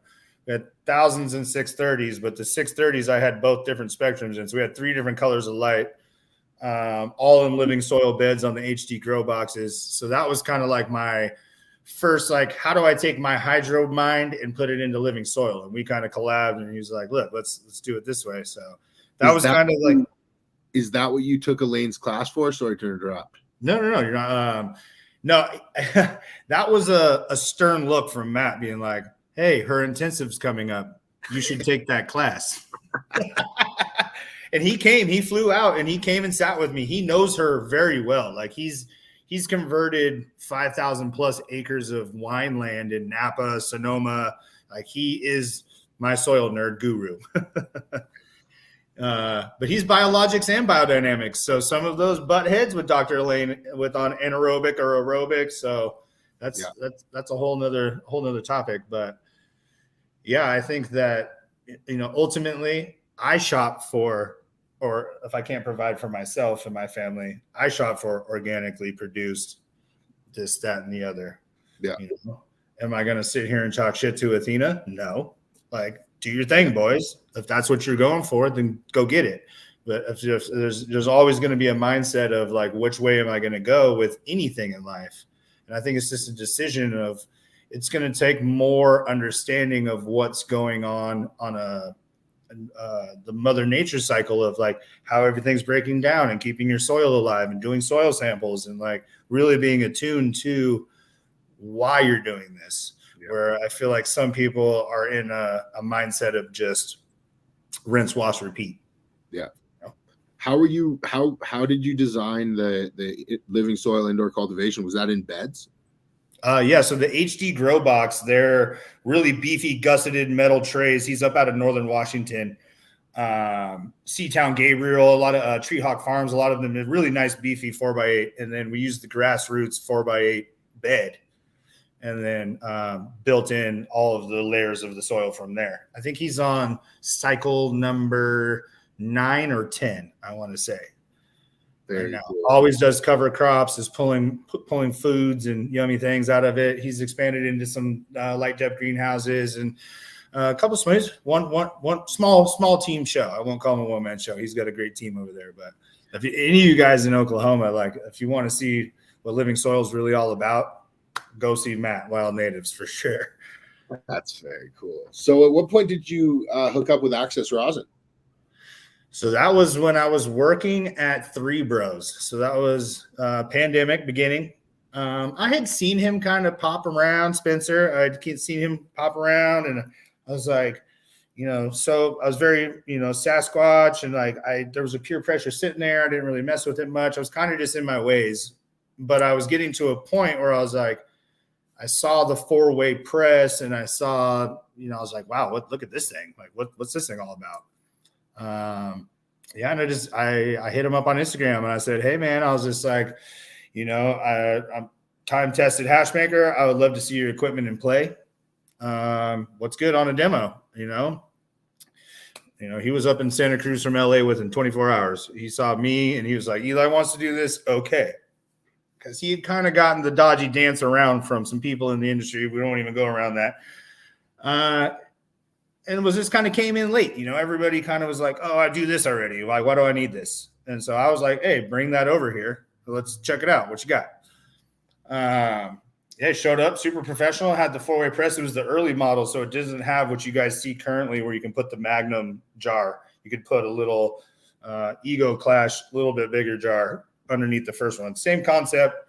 He asked me how much melt do I have when he showed up for the demo. I was like, I don't know. I got like 350 grams, and he goes, I was like, how much goes into this press? He goes, well, you can do 200. And I was like, just kind of like blinked at him. I'm like, wait, what?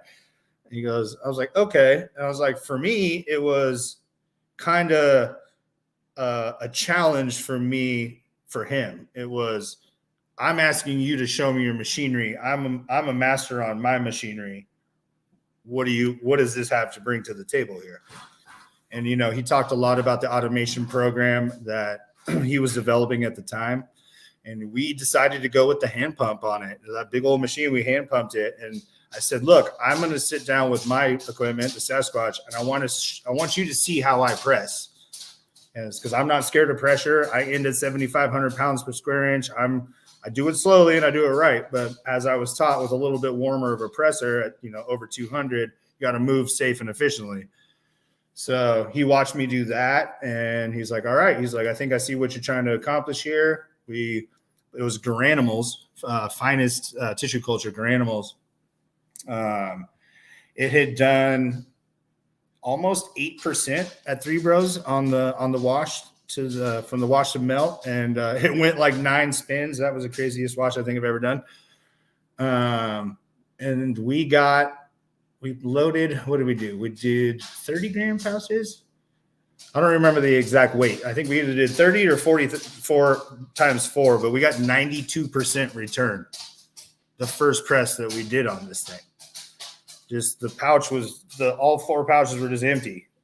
I was like, the highest I had got at that point in time was an 89.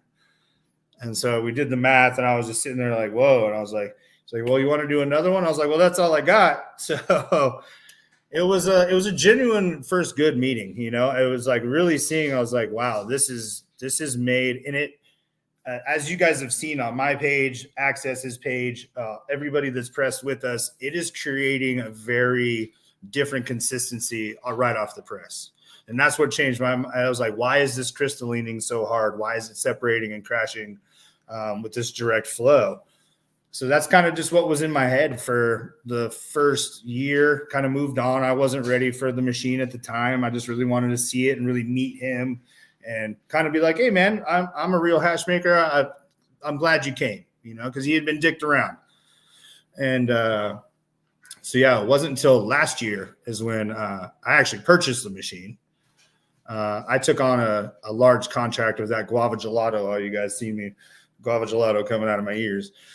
It was over 1,000 pounds of frozen material contract. So I got his machine. I got an Icon 120. I got 4 large pharmas. I had Pellier make me some sick custom cans, and we put in work.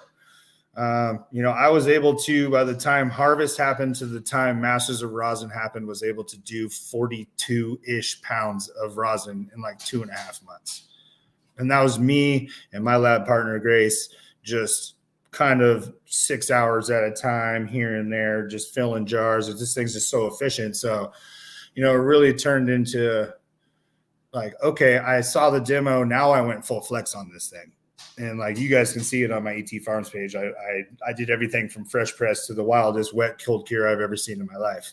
The biggest THCA formations I've ever seen. It's all documented. So yeah, that's kind of where it started with Access there. It was kind of like an intuition, like I should check out this machinery. And, he came very correct. Spencer designed all of this himself. He doesn't have engineers. Like I saw the CAD CAM programs. So yeah, I mean, it's that was kind of an organic relationship. What's the theory, or what's your assumptions about what's taking place with this directional flow that's causing a higher quality of product and output? I mean, I wouldn't consider it higher quality. I would say that it's not sacrificing quality by going as large as we are. Because a lot of people, even on my Sasquatch, for example, I know I can run 50 grams, but just my old hash ways, I'm like, I'm going to do 14, 20. Yeah. Now we're in a point in time where everybody I saw showed the S2, they're like 50, like, let's put 80 in this thing. So the mindset's kind of changed on, can you is the oil good enough? Is the resin good enough to liquefy into rosin fast enough under said pressure? Yeah. I ran an 80 gram pouch on the S2 already, which we've been suggesting 50, 60, and it worked flawlessly, but it was really high quality melt, Yeah. So let me ask you about, your lab. And I know you might not have one set up, or you're, consulting at other people's labs right now, but, in theory, first, let's start with the bag set. What bags do you typically like to run? Brother, my lab will never go anywhere. You're moving around. I'm messing with you. I was fortunate enough to be able to have a legacy place like I do. Perfect. So in your lab, I mean, so I have used the varieties of different bags. I think I stuck with, just some bolt bags back in the day when I first started. I've really been using a lot of ice extracts bags over the last couple of years. Have some changes that I would do. I kind of want a hybrid between the V3 and the all mesh. Like I want just enough Kevlar backing to give me some rib structure on the containers that I'm using, my catch cans, my garbage cans, whatever they may be. Yeah. I feel like the all mesh sets have some, not just hers or theirs, have some. It's a lot of people are still trying to pull so much weight like a big Kevlar bag set, and they're not realizing that they're all on full mesh and they rip them. Mm-hmm. I'm kind of the guy that has the Nikes, the Vans, the Adidas, and all of the things. I really look into product management and quality. And, I grew up with my dad being a CNC machinist, so it's like the most attention to detail. Yeah. I'm not one to pull brands. I'm one to be like, show us as a consumer and show us as a producer why it is that your product is superior, or why it is that this is changing something that the norm isn't doing. And I look at that at clothes, cars, wash bags, machines, all of the above. Yeah. What about your bag set? Like certain guys are doubling up on certain bags in some scenarios. Is that something you're doing at all? Well, I mean, it really depends on if I'm, going for like a melt run specific day, or if I'm just going for a full spec rosin pull, or if I'm going to do different micron bags all the way through. There's definitely a different technique that I would do approaching like how aggressively I'm spraying down certain bags. Am I double filtrating? Really looking for those little fuzzies and all those little things. Like if you're going for a melt day, you got to be really on top of your cleanliness and approach to your day. What are your? I think a lot of the times I'm pretty guilty. I think I was really fortunate for Brandon from Third Gen to put me on the melt table for the first 2 Eco Clashes. The first one, he's like, "You're not hiding in rosin. Bring me your melt. Let me see what you got." I was like, "Okay, all right." I was like, "But I'm a rosin boy." was like, and then, it really gave me a respect to my own cleanliness and like processes in my day. I'm like, man, just this micro little, it's going to mess with your juju if you're going for that. It's unrelenting. Melt is wild. And so, that's what I'm saying. Like, I don't try to be judgy on brands. I think that there's a lot of quality brands out there, and I think that there's a lot of shitty brands out there. And I think that open forumly enough that we've all discussed a lot of those that we know what people like to use. And I say, use them for yourself. I that's the only thing. I know nobody has a exponential wallet just to keep throwing towards things, but there's some big manufacturing bag companies like Resin, Ice Extracts, all the Bubble Mans. Everybody's different, man. Some people are like, I like messing with people. I'll use like 2 Bubble Man bags with an Ice Extract bag and like a Rosin Evolution bag and just come up with random microns to tell people what it is. The forced collab. That's amazing. Yeah, have to do it. Absolutely. I like how this one drains a little bit better, Absolutely. What about your experience with washing with cubes? Is it something that you're a fan of? Are you open to it, or do you prefer washing naked? That's all I did with that icon. That's all I did. That whole guava gelato run was all in their ice cubes. Like I said, icon 120. We usually load about 30,000 grams into it and then kind of give it the first like half pull and then try to get a little bit more down in there after it's settled. Probably anywhere between 16 to 18 pounds at 2,200. The bags are, my concept was I don't want all of the wet material to come out of this machine to where I have to catch it in a 240 bag and then flop it back up into this machine again. So I was like, okay, bags, stop that from happening. Up until that point, hand washing, I had done both and I had tried to weigh the differences. But yeah, I chose to do it all bags. I definitely had some bags rip and tear and get stuck in impellers. That's just how the cookie kind of crumbles in that machine where sometimes it can, a corner can get sucked into the vortex and the wedge. So I know 90% of the people that I saw were bagless. I just didn't want to deal with the transfer, and like it was doing it for rinse, wash, and repeat at that time because I was going through a certain phase of like I didn't have my chiller. So I had to, my chiller was on back order for so long. So I was running ice and bag in a system that was designed to do iceless and bagless if you wanted to. So did you feel like you were sacrificing any yield or quality or not at all? I mean, the guava and gelato itself, I was getting anywhere between 2.5 to, I think the highest pulls I were getting were like 3.2, 3.4. To melt.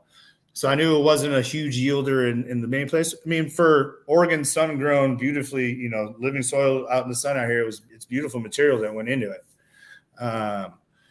But I didn't get to do any side-by-side data with the icon myself personally. I always chose to use the bags. I'd say out of 70, 80 washes that I did, I think I might have torn 1 or 2. It's not like I was going through, consumables super fast. I just think that bottom agitation has a chance for things to get stuck. I mean, it's just kind of how it's designed. What were your overall thoughts and impressions on the icon after working through all that material with it? A lovely machine. Ashley and her partner and all those guys at Ice Extracts, I first saw it get dropped at the 19 Ego Clash. They brought him out there and I was just like, what's that thing?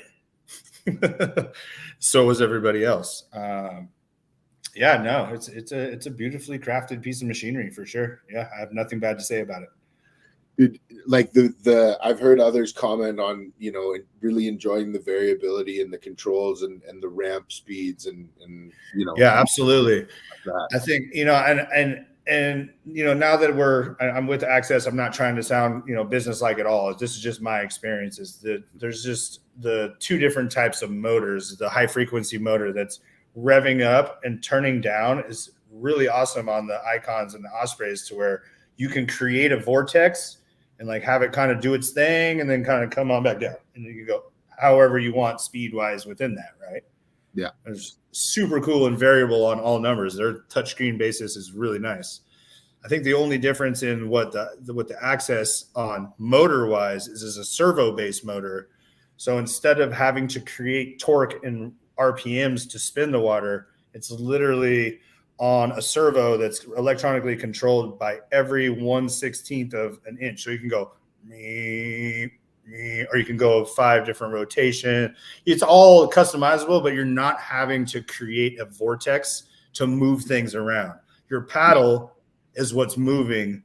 And so we ran into a situation with Leaf that we were running 85 pounds and we had it filled up, and it was too slow. Not a bad problem to have, but it was such a touchy motor that I was like, man, this is really not moving it enough. Not saying that the other ones can't do that, but that was the only difference that I saw in actual motors, high frequency motors compared to servo motors. What was your thought prior to getting involved on the commercial side of this machinery? Like as a hand paddler, did you feel as though these machines were at a level that could produce the same quality?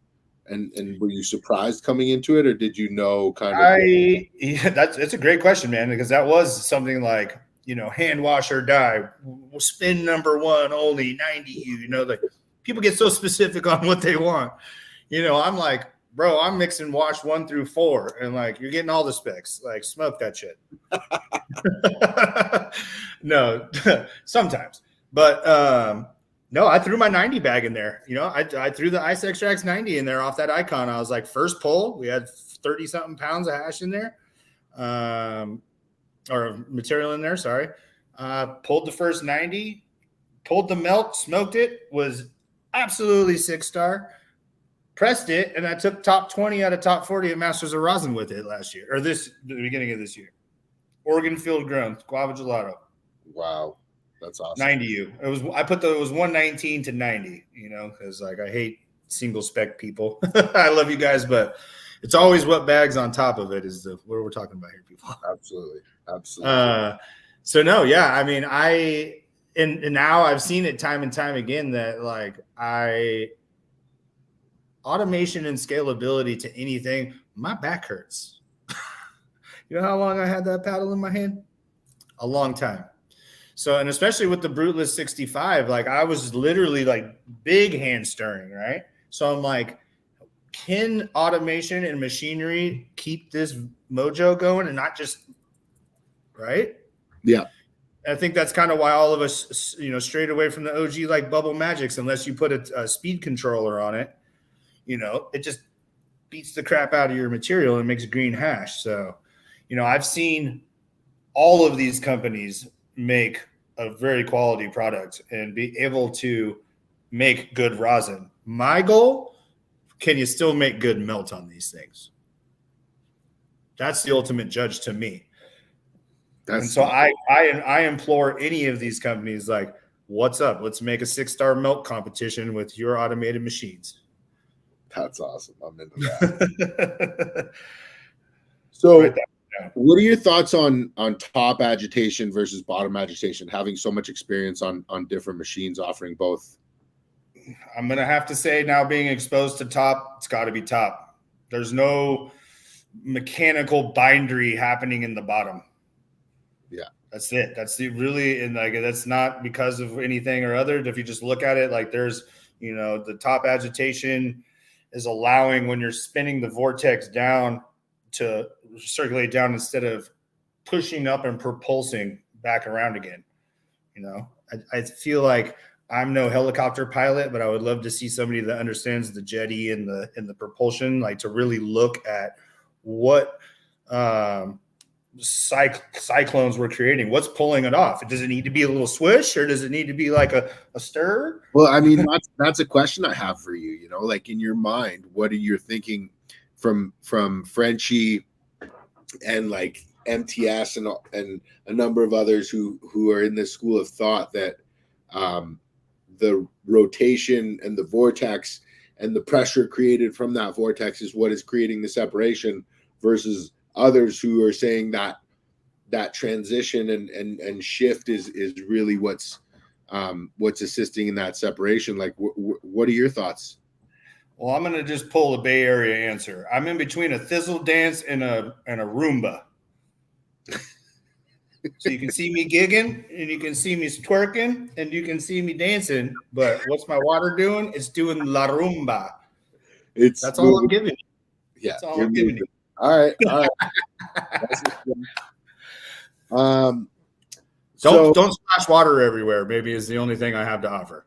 All right, I think that's fair assessment. So, I mean, touching on this rosin versus melt thing, and Brandon putting you in melt, are you now? Where's your preference lie? Are you still a rosin boy, or more towards melt these days, or what? I just want to make the 91U bag and the 89 bag. And I just want to carry them around like a hat. It's like some shorts.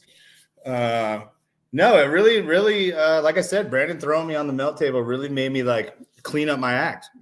Like I'm not trying to hide anything in my rosin. My lab is the same cleanliness, but like double filtering, throwing your hash into a cold water colander and letting things float to the top throughout the day, cleaning that up. And there's a lot of things you can do, and I think that a lot of people are stuck in their own tactic. But what I try to teach is SOPs, and what I try to teach is people when they're asking me is, what makes you comfortable? What are you trying to achieve here? And like, let's work there. I don't think that automation or hand stirring, or you're using a wooden spoon or a fucking Stanley shovel, as long as it's clean Stanley shovel, people, do you boo kind of thing. Are there any like specific tools or tools unique to you that you've come to rely on or tend to regard as highly valuable in your hash making process? Absolutely. I think I got like the Butcher Bill, like roll up leather bag. I got the specific wide mouth shovel spoon and a little scraper. I'm a mechanic by trade, so I think that kind of comes hand in hand with it. But so I was like, yeah, I mean, there's obviously I think that's what I learned in mechanic school the most was, a mechanic's not nothing without the tool he's got. 100%. But no, I mean, I think just having a nice, it doesn't take much, a nice, cold room, clean area, clean bags, some ice and water, and some ambition. Absolutely, bro. Yeah. Speaking of tools, though, I want to touch on the freeze dryer. Okay. How much variability and experience have you had? I'm sure a lot, but what are you running your shelf temps at, and what are your thoughts around freeze dried versus air dried melt, like as far vis-a-vis quality? Well, the air dry sojas. So that's how Phil taught me was microplaning. Hold on, I got to go off screen for 2 seconds. I had to show you something.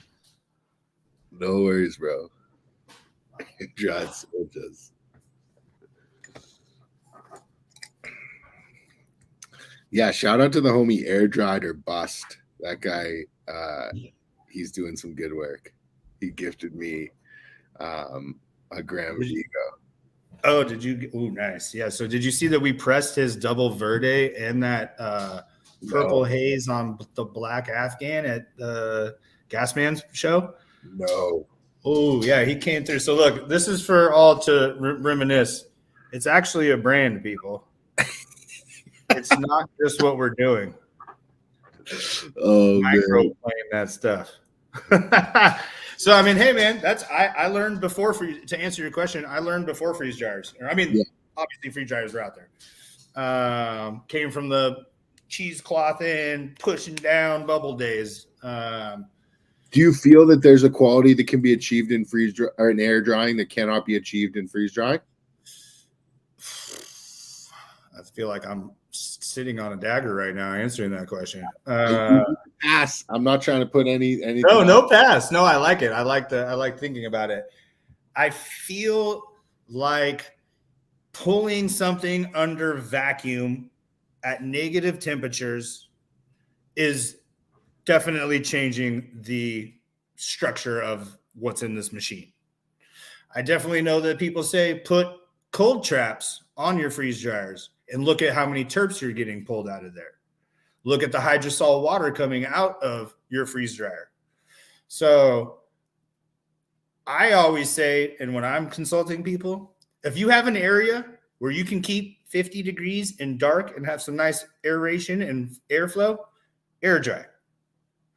Are anybody really going to do that these days with what freeze dryers have to offer in compatibility? Some of like Dab Ninja didn't tell me his speed. Jindo told me she's got it down to like 3-4 days. I was like 5-6 days. Like, is it going to mold? There's a lot of questions like in cleanliness of the air drying process, which can be hermetically sealed. We can clean that up. I don't know. I like them both. I would say that I would have to say every time I'm sitting at Ego or every time I see air dry heads, I'm like, ooh, there they are. Would a better rosin be produced from properly air dried heads that were then? That's what I'm saying. He came. So Dab Ninja, he came through to my table and he goes, hey, I got like 30-40 grams of air dried heads. You want to press them? And I'm like, what you got? And so he like had, I think 13 grams of, I don't remember whose genetic was, but I know I haven't even hit it yet. I'm scared to hit it. It's on my dining room table over there. It's way too sativa for me these days. It's purple haze on the black Afghan. It's something rose, something. So we pressed that first, and I was on the throttle, and I showed him. We did it at 170. He goes, this is air dried heads, move, so we no slip, no blowout.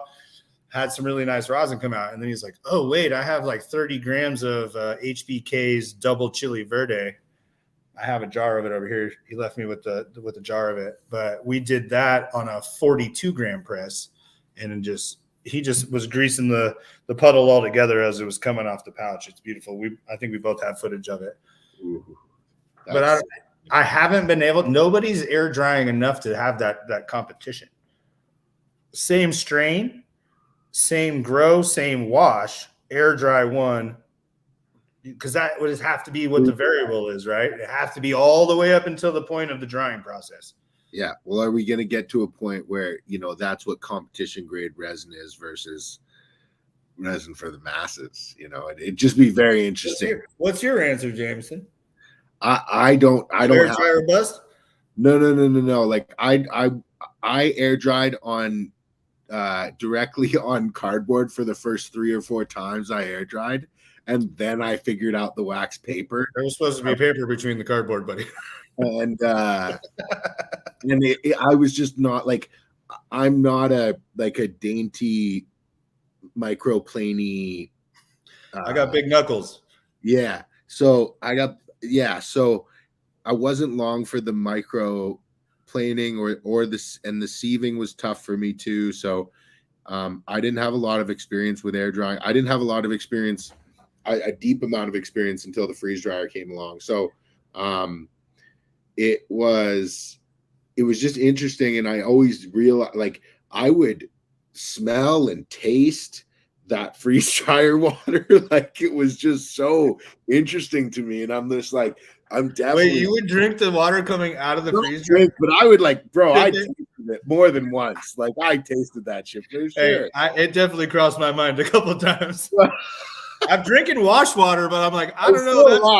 That's a little shiny. That's a little shiny. It was weird, but I had to do it. But just kind of understanding that, and I mean, you have to put into account that, of course, there are terps that are, releasing into the air that you don't see, and these are the terps that you get to see from the freeze dryer that are released into the water. So, until we really do some more research, we're not going to know. It's in the air. I think it's a toss of the coin at this point. Are you playing with your shelf temps much, or do you kind of set them at a certain level on everything, or what are your experiences? I've seen some. I mean, Harvest Right and all their greatness of dialability. We'll leave that at that. Yeah, I mean, I've been suggested anywhere between 35 to 55. I feel like I kind of find a middle ground right around 45. A lot of people look at me weird. I turn my the oranges up on top. Like, I flip the basket over. Like, isn't that supposed to be the tray heater? I'm like, no, it's up here. Don't worry about it.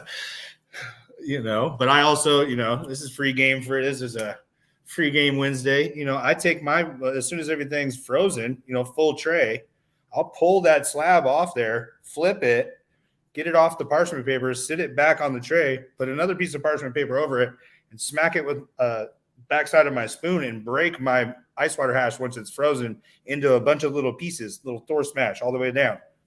The amount of time, I don't go by freeze dryer timers. They're highly inaccurate. You should not be like, oh, final dries 3 hours from now. Let's go drink a beer. Like, pull that thing open and look at it, stick your tool in it, drag it, I think that by making that surface area completely full of chips, I've been able to shave 1 to 3 hours of dry cycle time off.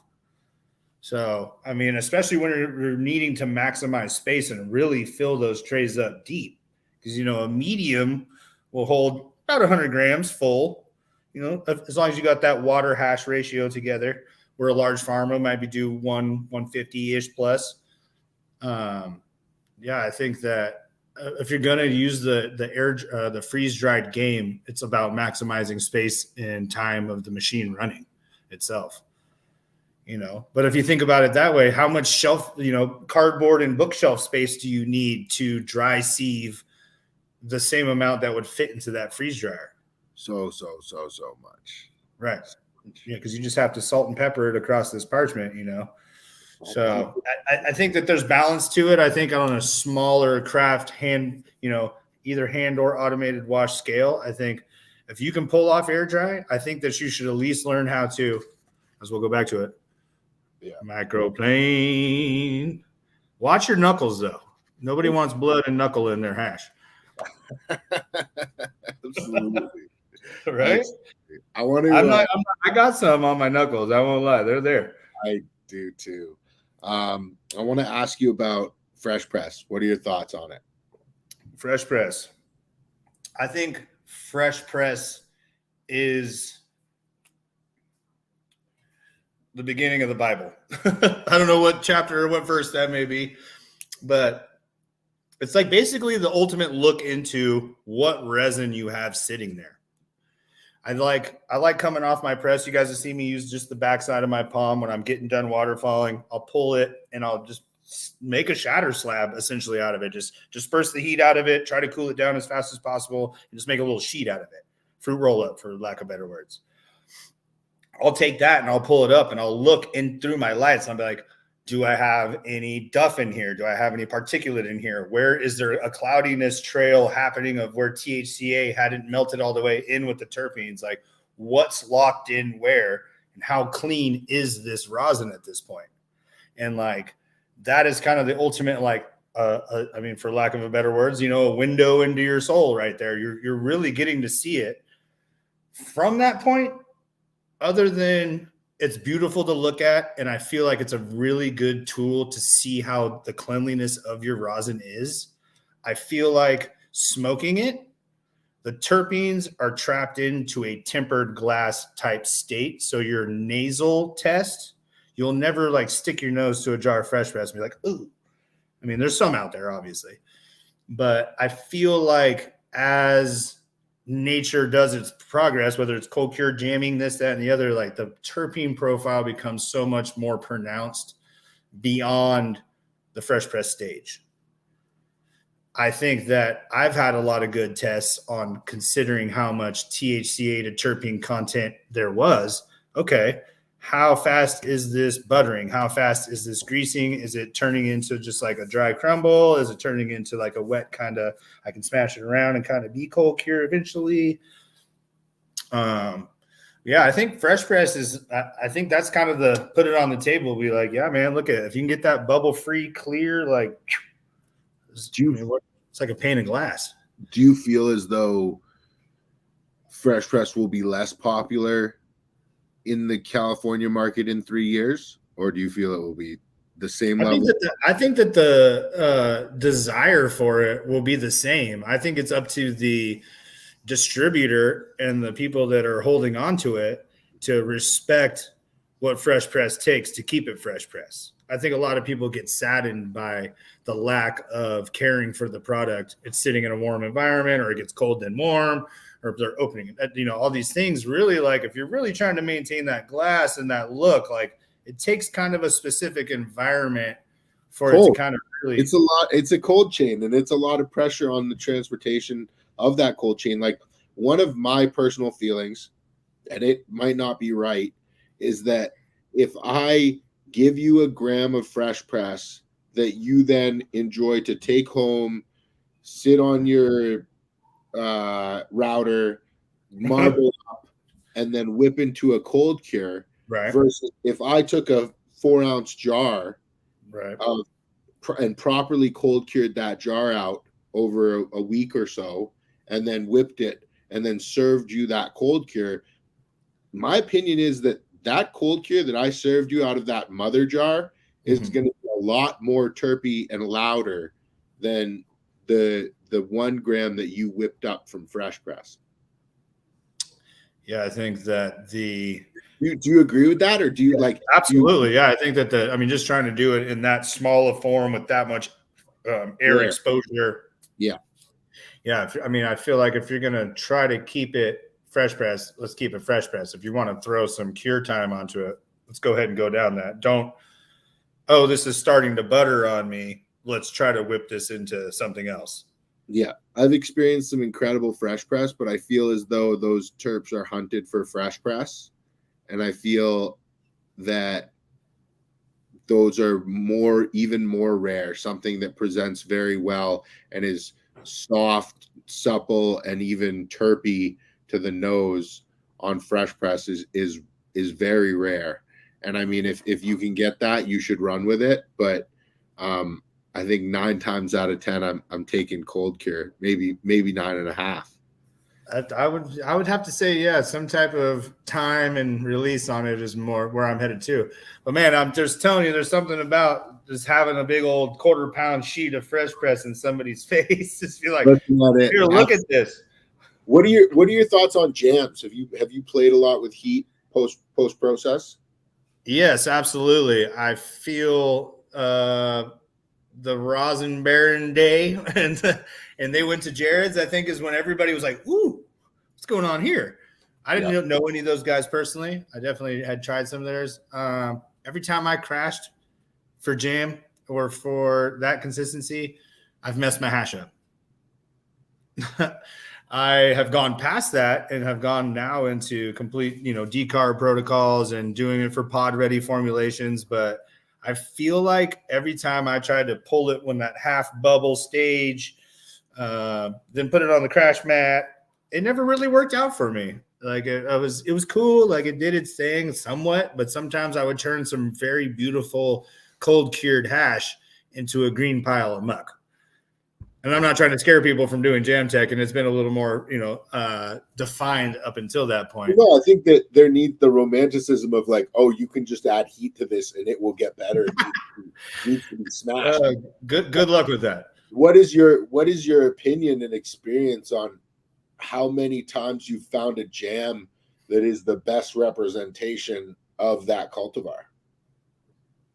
Being that I have not made many of them, I don't think that I can honestly answer that. I think that I've smoked different people's jams from what I've smoked from their cold cures and their fresh presses.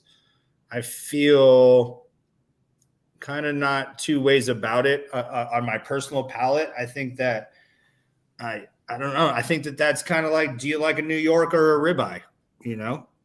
Yeah. I don't know. I feel like very rarely can I be impressed by a jam, and typically, why add the heat when you don't need to? Yeah, exactly. But every once in a while, I will tell you that there's absolutely a standout. You were at NCRC. You tasted Squishers jam. Yeah, absolutely.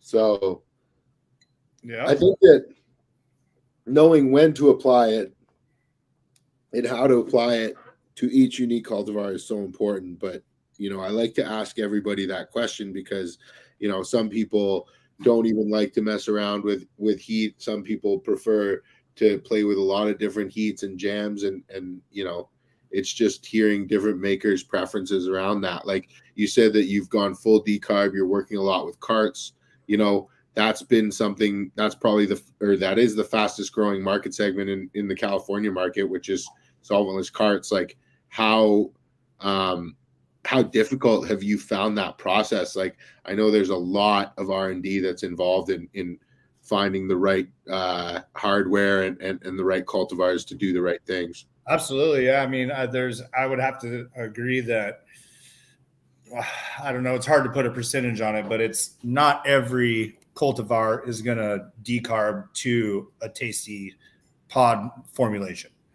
I think that there's, a lot of information out there between the 140 low and slow to the 180, 190 quick and warm methods of getting to decarb. I do believe in, a piece of hardware like Kung Fu. I like his, there's no wicking cotton whatsoever. I've really followed a lot of different hardware companies for a long time. Basically between my buddy Mike Scorpion and Kung Fu's are the ones that I would suggest for anything non 510 thread. I think that there's the passion of having like a dab on a go is for some people. And I also think that vaporized hash can be tastier than hash on a dab. It can hold. There is scenarios where you've hit, maybe you haven't, but have you ever hit a rosin pod? You're like, woo. Not compared to a dab. Okay. So the Scorpion starts at 1.8 volts. It's at 2 flat for the middle and like 2.2. His whole concept behind this thing is just like, if you want a dab, hit your rig. You want some terps in your pocket. You want something to taste bomb and be able to be in public and get high, and it still tastes like, ooh, let's turn these things way down. Where I say I love John's, hardware too. The Kung Fu series is like, you want a dab in your pocket, buy one of them things and fill it. They hit hard and they hit quick. So I think that segment that's coming online is this convenience like the hot dog water Mario Karts, or is this, can we make this craft too? And that's all going to be on the hardware, and it's all going to be on it's going to be half on the hardware. The rest of it's going to be understanding decarboxylation, understanding the boiling points of what terpenes are boiling where in this decarboxylation phase. Is your container tight enough that you're not losing any of these gaseous layers through creaking? I've seen people that have been like, when the jar's open, I'm like, oh, there goes 20%. And I've waited like, like that little was all your terps, people. Let it cool. Yeah, it's an interesting segment, man. I kind of like jumped in, we all had disty carts and live resin carts and carts. But, I'm trying to give it to somebody and represent like, this isn't a cheap alternative. This is something that's badass and it's on you at all times. How strain specific are you finding it? There's a lot of the fruits that maintain better than the gases I've seen in transference. I feel like a lot of the pinings and a lot of the like deeper, musty hardwood ones of the gases don't translate as good into them. Like, I feel like a lot of the super duper fruits translate into the decarb better, but I just hit one of Sumar's diesel dough. It was a completely gassy diesel thing in a pod, and it tasted like a gas flower. So I think that that's also something as a forum of us hash makers and us people are just going to have to like, don't just be like, oh yeah, I got this tech, I'm going to fill these pods. Be like, let's talk about it. Like, yeah. What are we really finding that's working here?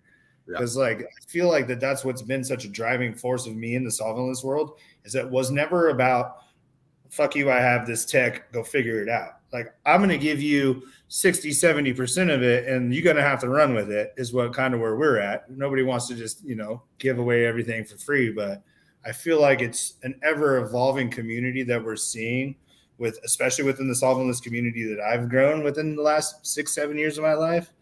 It's like the time is now for us to band together and be, like you said, that outlaw culture can't go nowhere. Yeah. I'm not saying do bad things, but I'm saying like, remember what this is to us. I might have done a lot of different hats and be where I'm at now and do what I'm doing. But for the greater good, like I want this conversation between me and you to mature into people understanding that this is a real thing. And this isn't something that we're just sugarcoating, and this isn't something that we're just glamorizing as a lifestyle. Like, no, this is my life, and it's been my life. I think that, you know, we're headed towards that as all of the individuals like yourself transition into more prominent legal roles. And what we have to understand is creating this community and open line of communication allows us to be able to do business faster than some outsider would be able to do business with us. And so we're not precluding anyone from anything, but the knowledge and understanding that, you know, these individuals exist and are a part of a culture that is more than the business world and more than just the way that they enrich their bank accounts, but, you know, also a sense of identity allows them access to communication lines that allow them to move quicker through complex issues. And that's the same thing that's happening currently with Chads and Brads in the industry, or you know, corporate entities that are, you know, communicating it on business calls all day. They're creating these open lines of communication so that when, you know, movement has to happen, those lines of communication and lines of trust and understanding are already open, so those deals can happen that much faster. So I think that it's really important that guys like you come out, tell your story, people identify with it, and, you know, can reach out, contact you, and you know, learn their way to get into the industry, or get the advice that they need on the upcoming project that they have. So I think it's super important to continue, you know, telling these stories and having events, and, you know, more hash or niche events for cannabis, you know, everything from, you know, flower smoking events to hash smoking events to edible events. I think it's all, you know, that's super important. You know, I think more importantly, at where we're at, I think it's time to hit the torches. Oh, let's do it, bro. Yeah, we've been chatting. I love this conversation, by the way. Thank you, Jameson. Absolutely, bro. I think it's super interesting, just like from where you've come from, and the amount of hats you've been able to wear is quite impressive. I appreciate that. You know, I just kind of a constant quest of wanting to learn and see, push this envelope. You know, I believe in this thing. I can see all sorts of different angles of where do you this see can go. Do you see dab culture growing? Like, do I see the what? Do you see dab culture growing? Absolutely. Like, look at all these knuckleheads lining up trying to sit at that table. I mean, yeah. So, I mean, I think really one of the unfortunities, because I'm about to light up another joint right now after I get this dab going, is the flower is, unfortunately for nature, it's, you know, a decomposing product.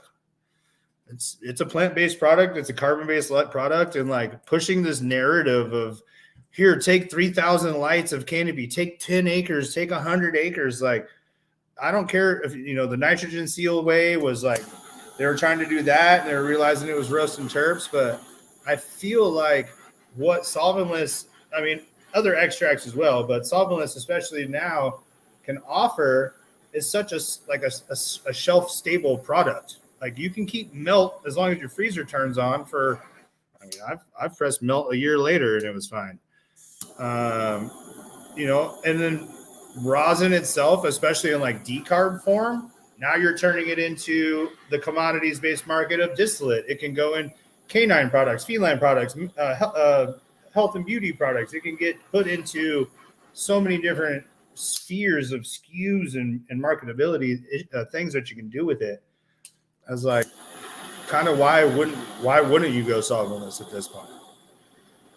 Yeah. We figured out all the different consistencies. We figured out all the different ways to kind of go about this to where it can match what you were having a reason for other extraction methods. So now that we've answered all those questions, why are we moving forward with anything else? 100%, bro. I I mean, especially with these larger scale machines, like the, the access machine and the throughput that thing has, and the new presses, like, that changes metrics. Absolutely.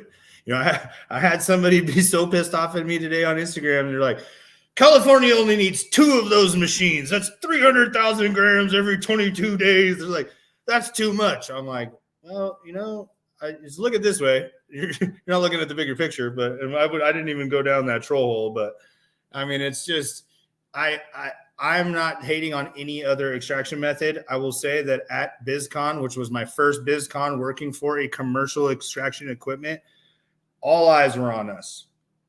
And this isn't me having any stick to this company. All eyes were on us. And what I was focusing on is, I'm not from the business B2B world. I'm not from the rubbing shoulders with CEOs and CFOs. Like, I came in there as a hash maker, seeing this equipment and see what people are looking at it as.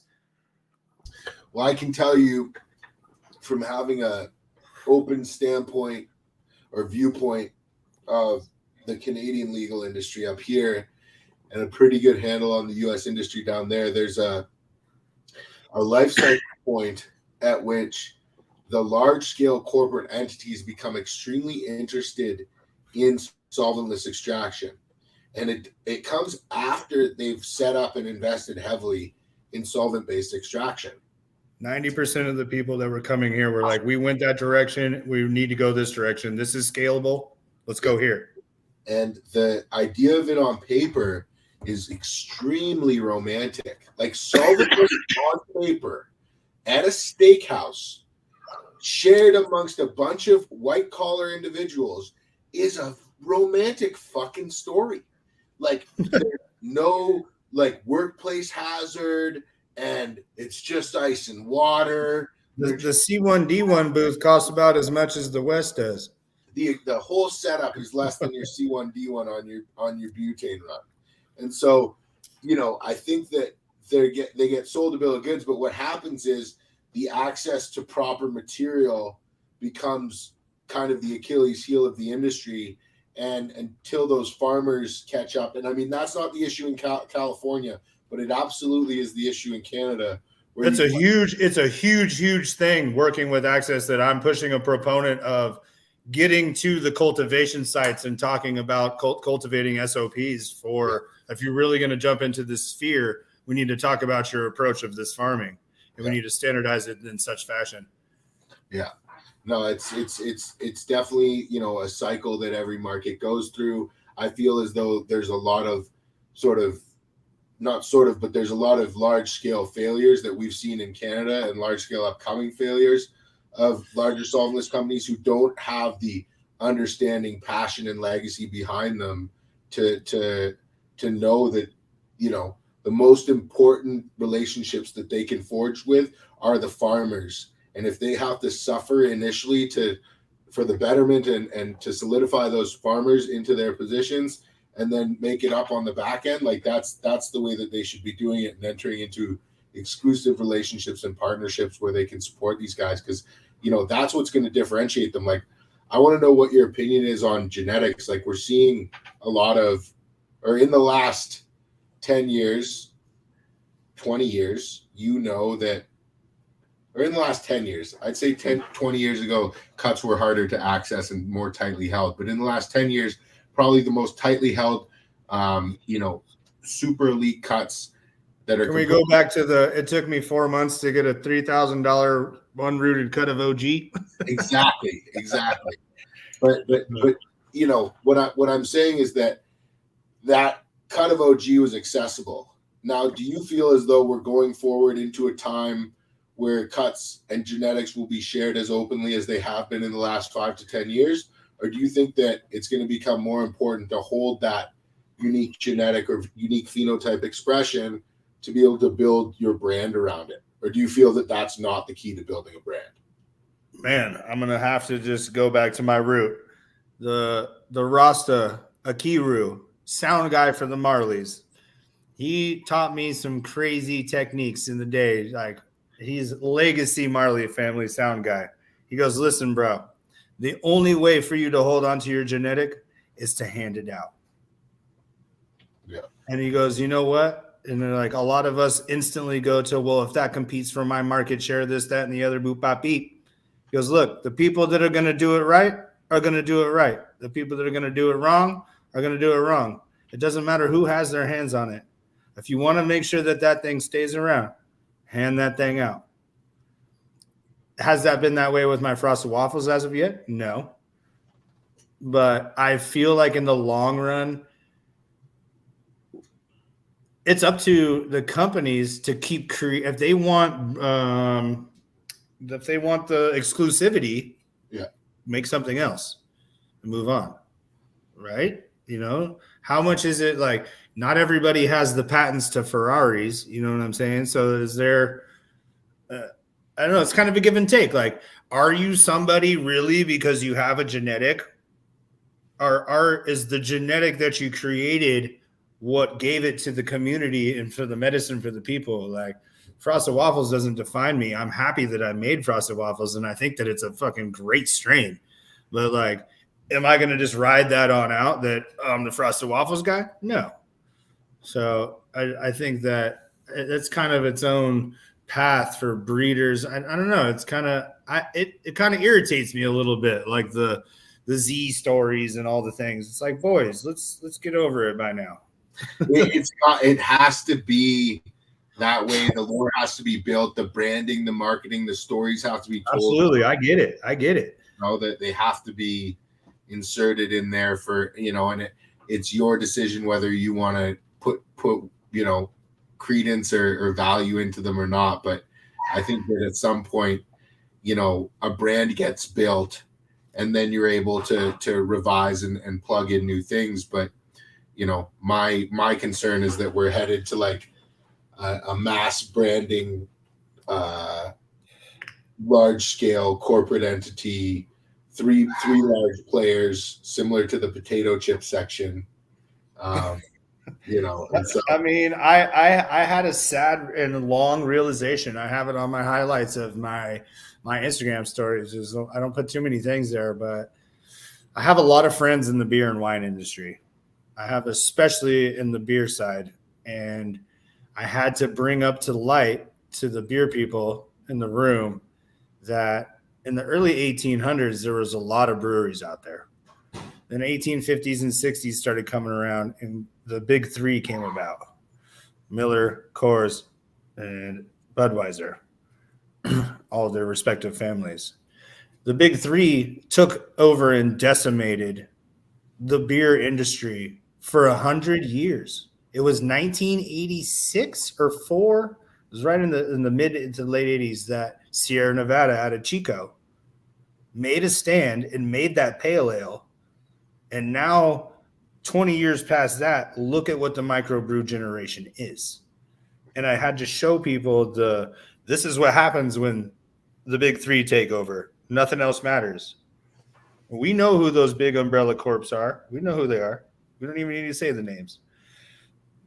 What really needs to stand is, and I don't think that it's going to be such a big push because, A, we're not in the 1800s anymore.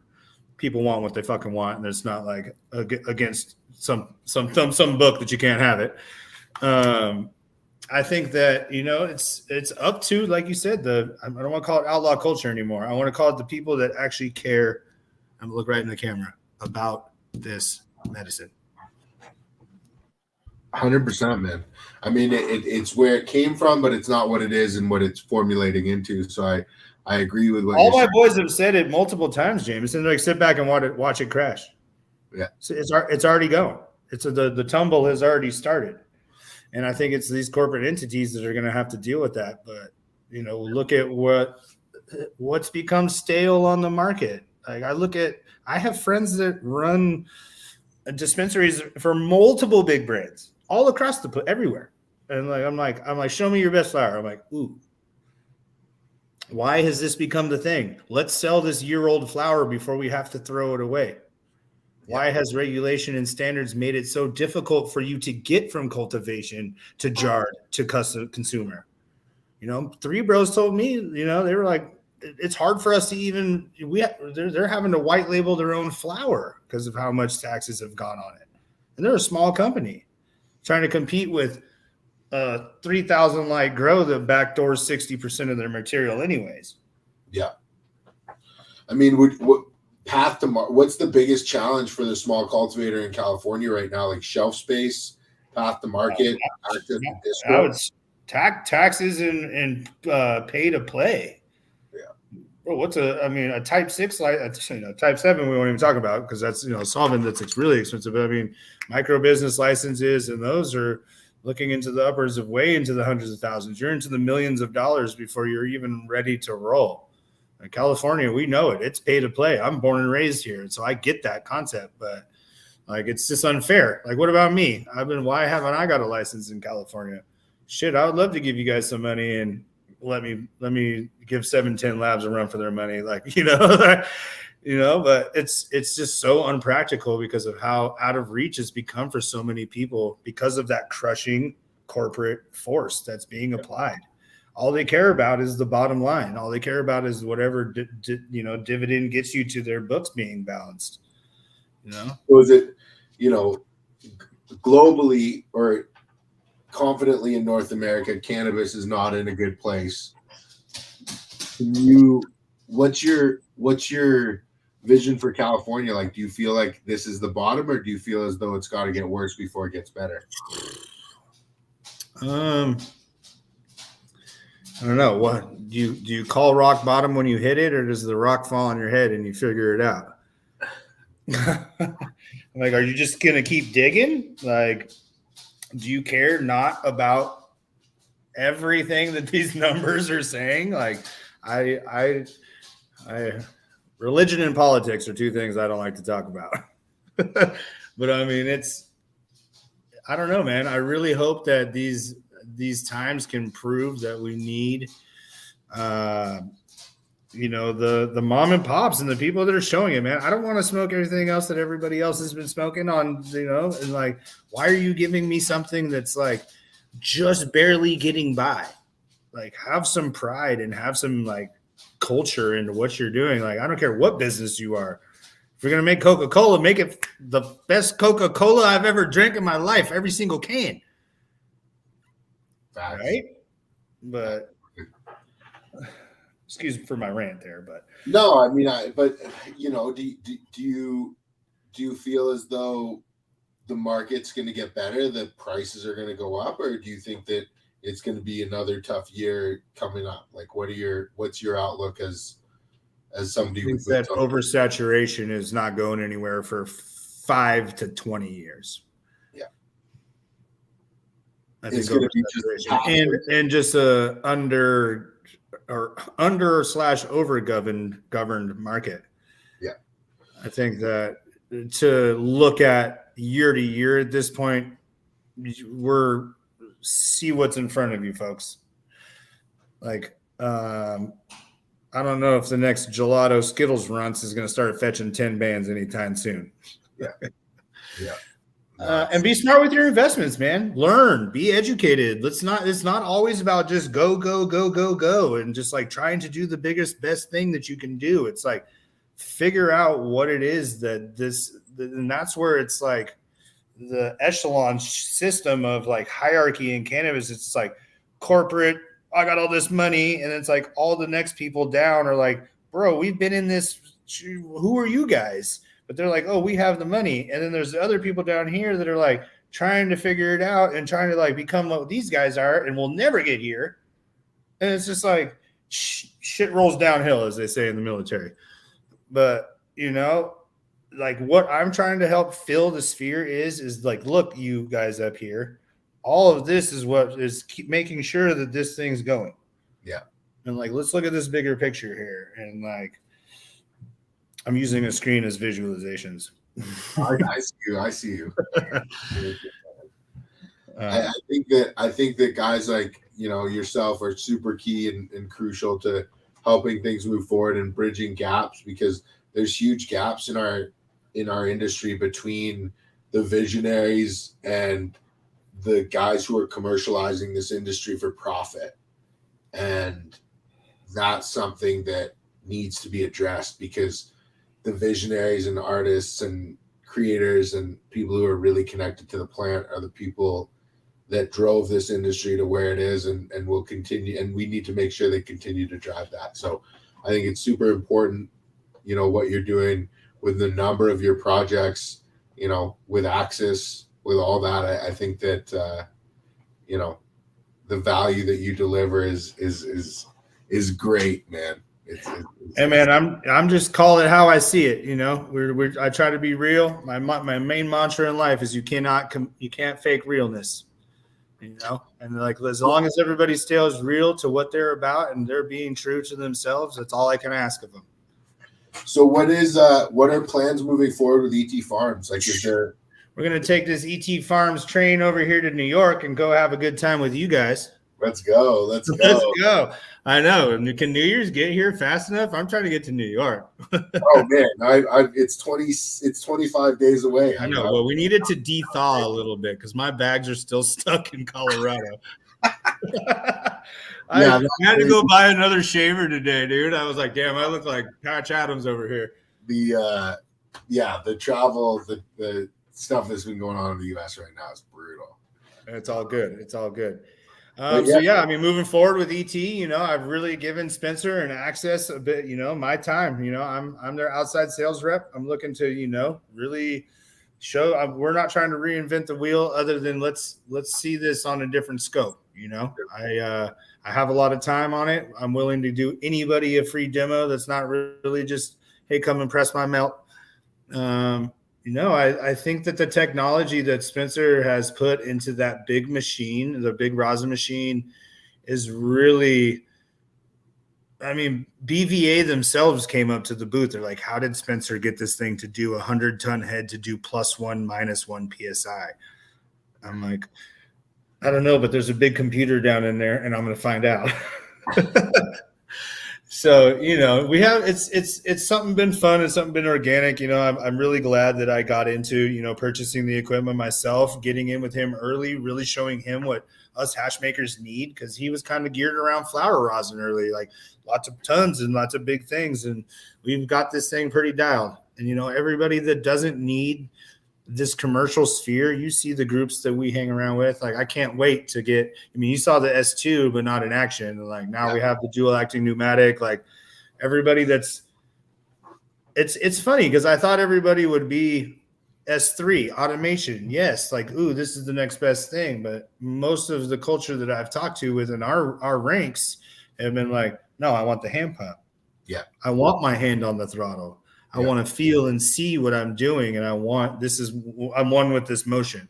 Yeah, and it's the step you'll build into the next one, right? Like build into the next one, right? And so now I'm at a point where I was able to utilize the large scale machine, where the S3 is the largest of the single pouch press, and it has the exact same computer program.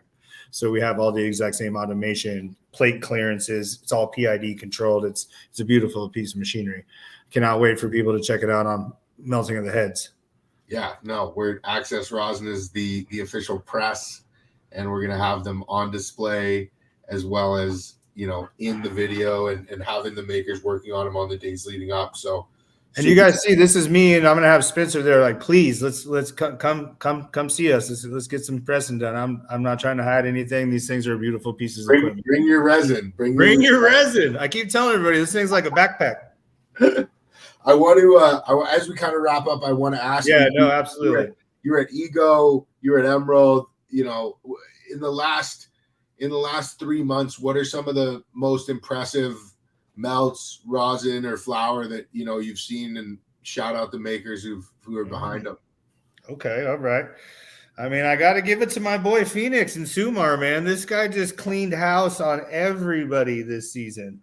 What did he get? 8? Bro, the Skittles from Phoenix. Bro, the Showtime, bro. That's the one. No, I mean, obviously, and like I said earlier in my conversation, he really helped me get started in the industry. And I told him to get a press for like 4 years. And so I'm so happy. Like once he got a press, he really took to, let's go for resin and let's do this. And look at it shows. We all smoked that Z. I mean, obviously T-Square. I mean, bro, the list could go on. Anybody that knows me, and I know you guys, I love all of you, and you guys all fucking crushed it this year. I cannot wait for the next year. Let's fucking go. That's Use my language. That's fair. No, you got a lot of fans and put you on the spot like that. You're like, yeah, no, you're not gonna do that. Yeah, I feel like the Oscar music would start if I started saying something. All right, proudest achievement in cannabis in the last 10 years. Putting you on the spot. What would that be? The CBD side of things. I successfully have shrinking 2 different types of breast tumors and 1 different type of intestinal tumor with high strength CBD testing, both orally and topically. That's phenomenal. I have Boston Medical Journal maybe about to write me being this crazy CBD guy. That's amazing, bro. That's awesome. I'll shove it down people's face. I'm like, hey, I asked a lot of physicists and a lot of doctors, and my family's medical, and I was like, can I hurt anybody by going too far? And they're like, there's only one thing you got to think of is there's a liver receptor, the PC4. I have to look up what the enzyme number is, but anything over 1,000 milligrams of CBD ingested, your liver slows down. And it should. I mean, it's running 1,000,000 miles an hour all day with what we're putting through it. But they were just like, yeah, as long as it's not like heart medicines that need to be every 3 hours, you'd probably slow those down. But yeah, so like I said, I've made as strong as 10, 15,000 oral, topical. Drink the whole bottle. Yeah. So that's a good achievement, man. It really makes me believe that this stuff's really medicine. We're not just getting high and talking shit.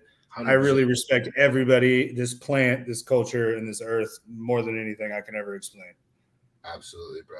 Absolutely. And I really, really, really appreciate you having me, brother. I know we've been rambling on. Absolutely, man. No, we're wrapping up now. I just want to, I appreciate having you on, as we kind of wrap up, as anybody else that you want to thank or shout out that's kind of helped on your journey that you haven't touched on, this is your chance. All right, here's my Oscar moment. No, honestly, my friends and my family, like I said, like you guys know who you are, like my dad, my brother, my sister, you guys see me go from the black sheep of the family to this is what I'm doing now. And I got a lot of people that are relying on me, and I can't wait to keep bringing it to everybody. I think my business partners, anybody that I've ever crossed paths with, and you guys have made a home in my heart. And like, I ain't done yet. Like, what's up? I'll see you guys in New York. I'm going to Cat's Deli. I'm going to Brooklyn, Brooklyn Bowl. Like, what's good? Catch Eli at Melting of the Heads. He's gonna be moving and shaking. He's gonna be there for the full 3 days. He'll be there for the days leading up. It's gonna be great. Eli, where's the best places for people to get in touch with you if they want to reach out? If you guys are looking on my professional page and want to talk anything Access, it's Eli at Access Resin. You guys can find me on Instagram. My email is the same, and we can link there. If you guys want to talk ET Farm stuff, you know where to find me there.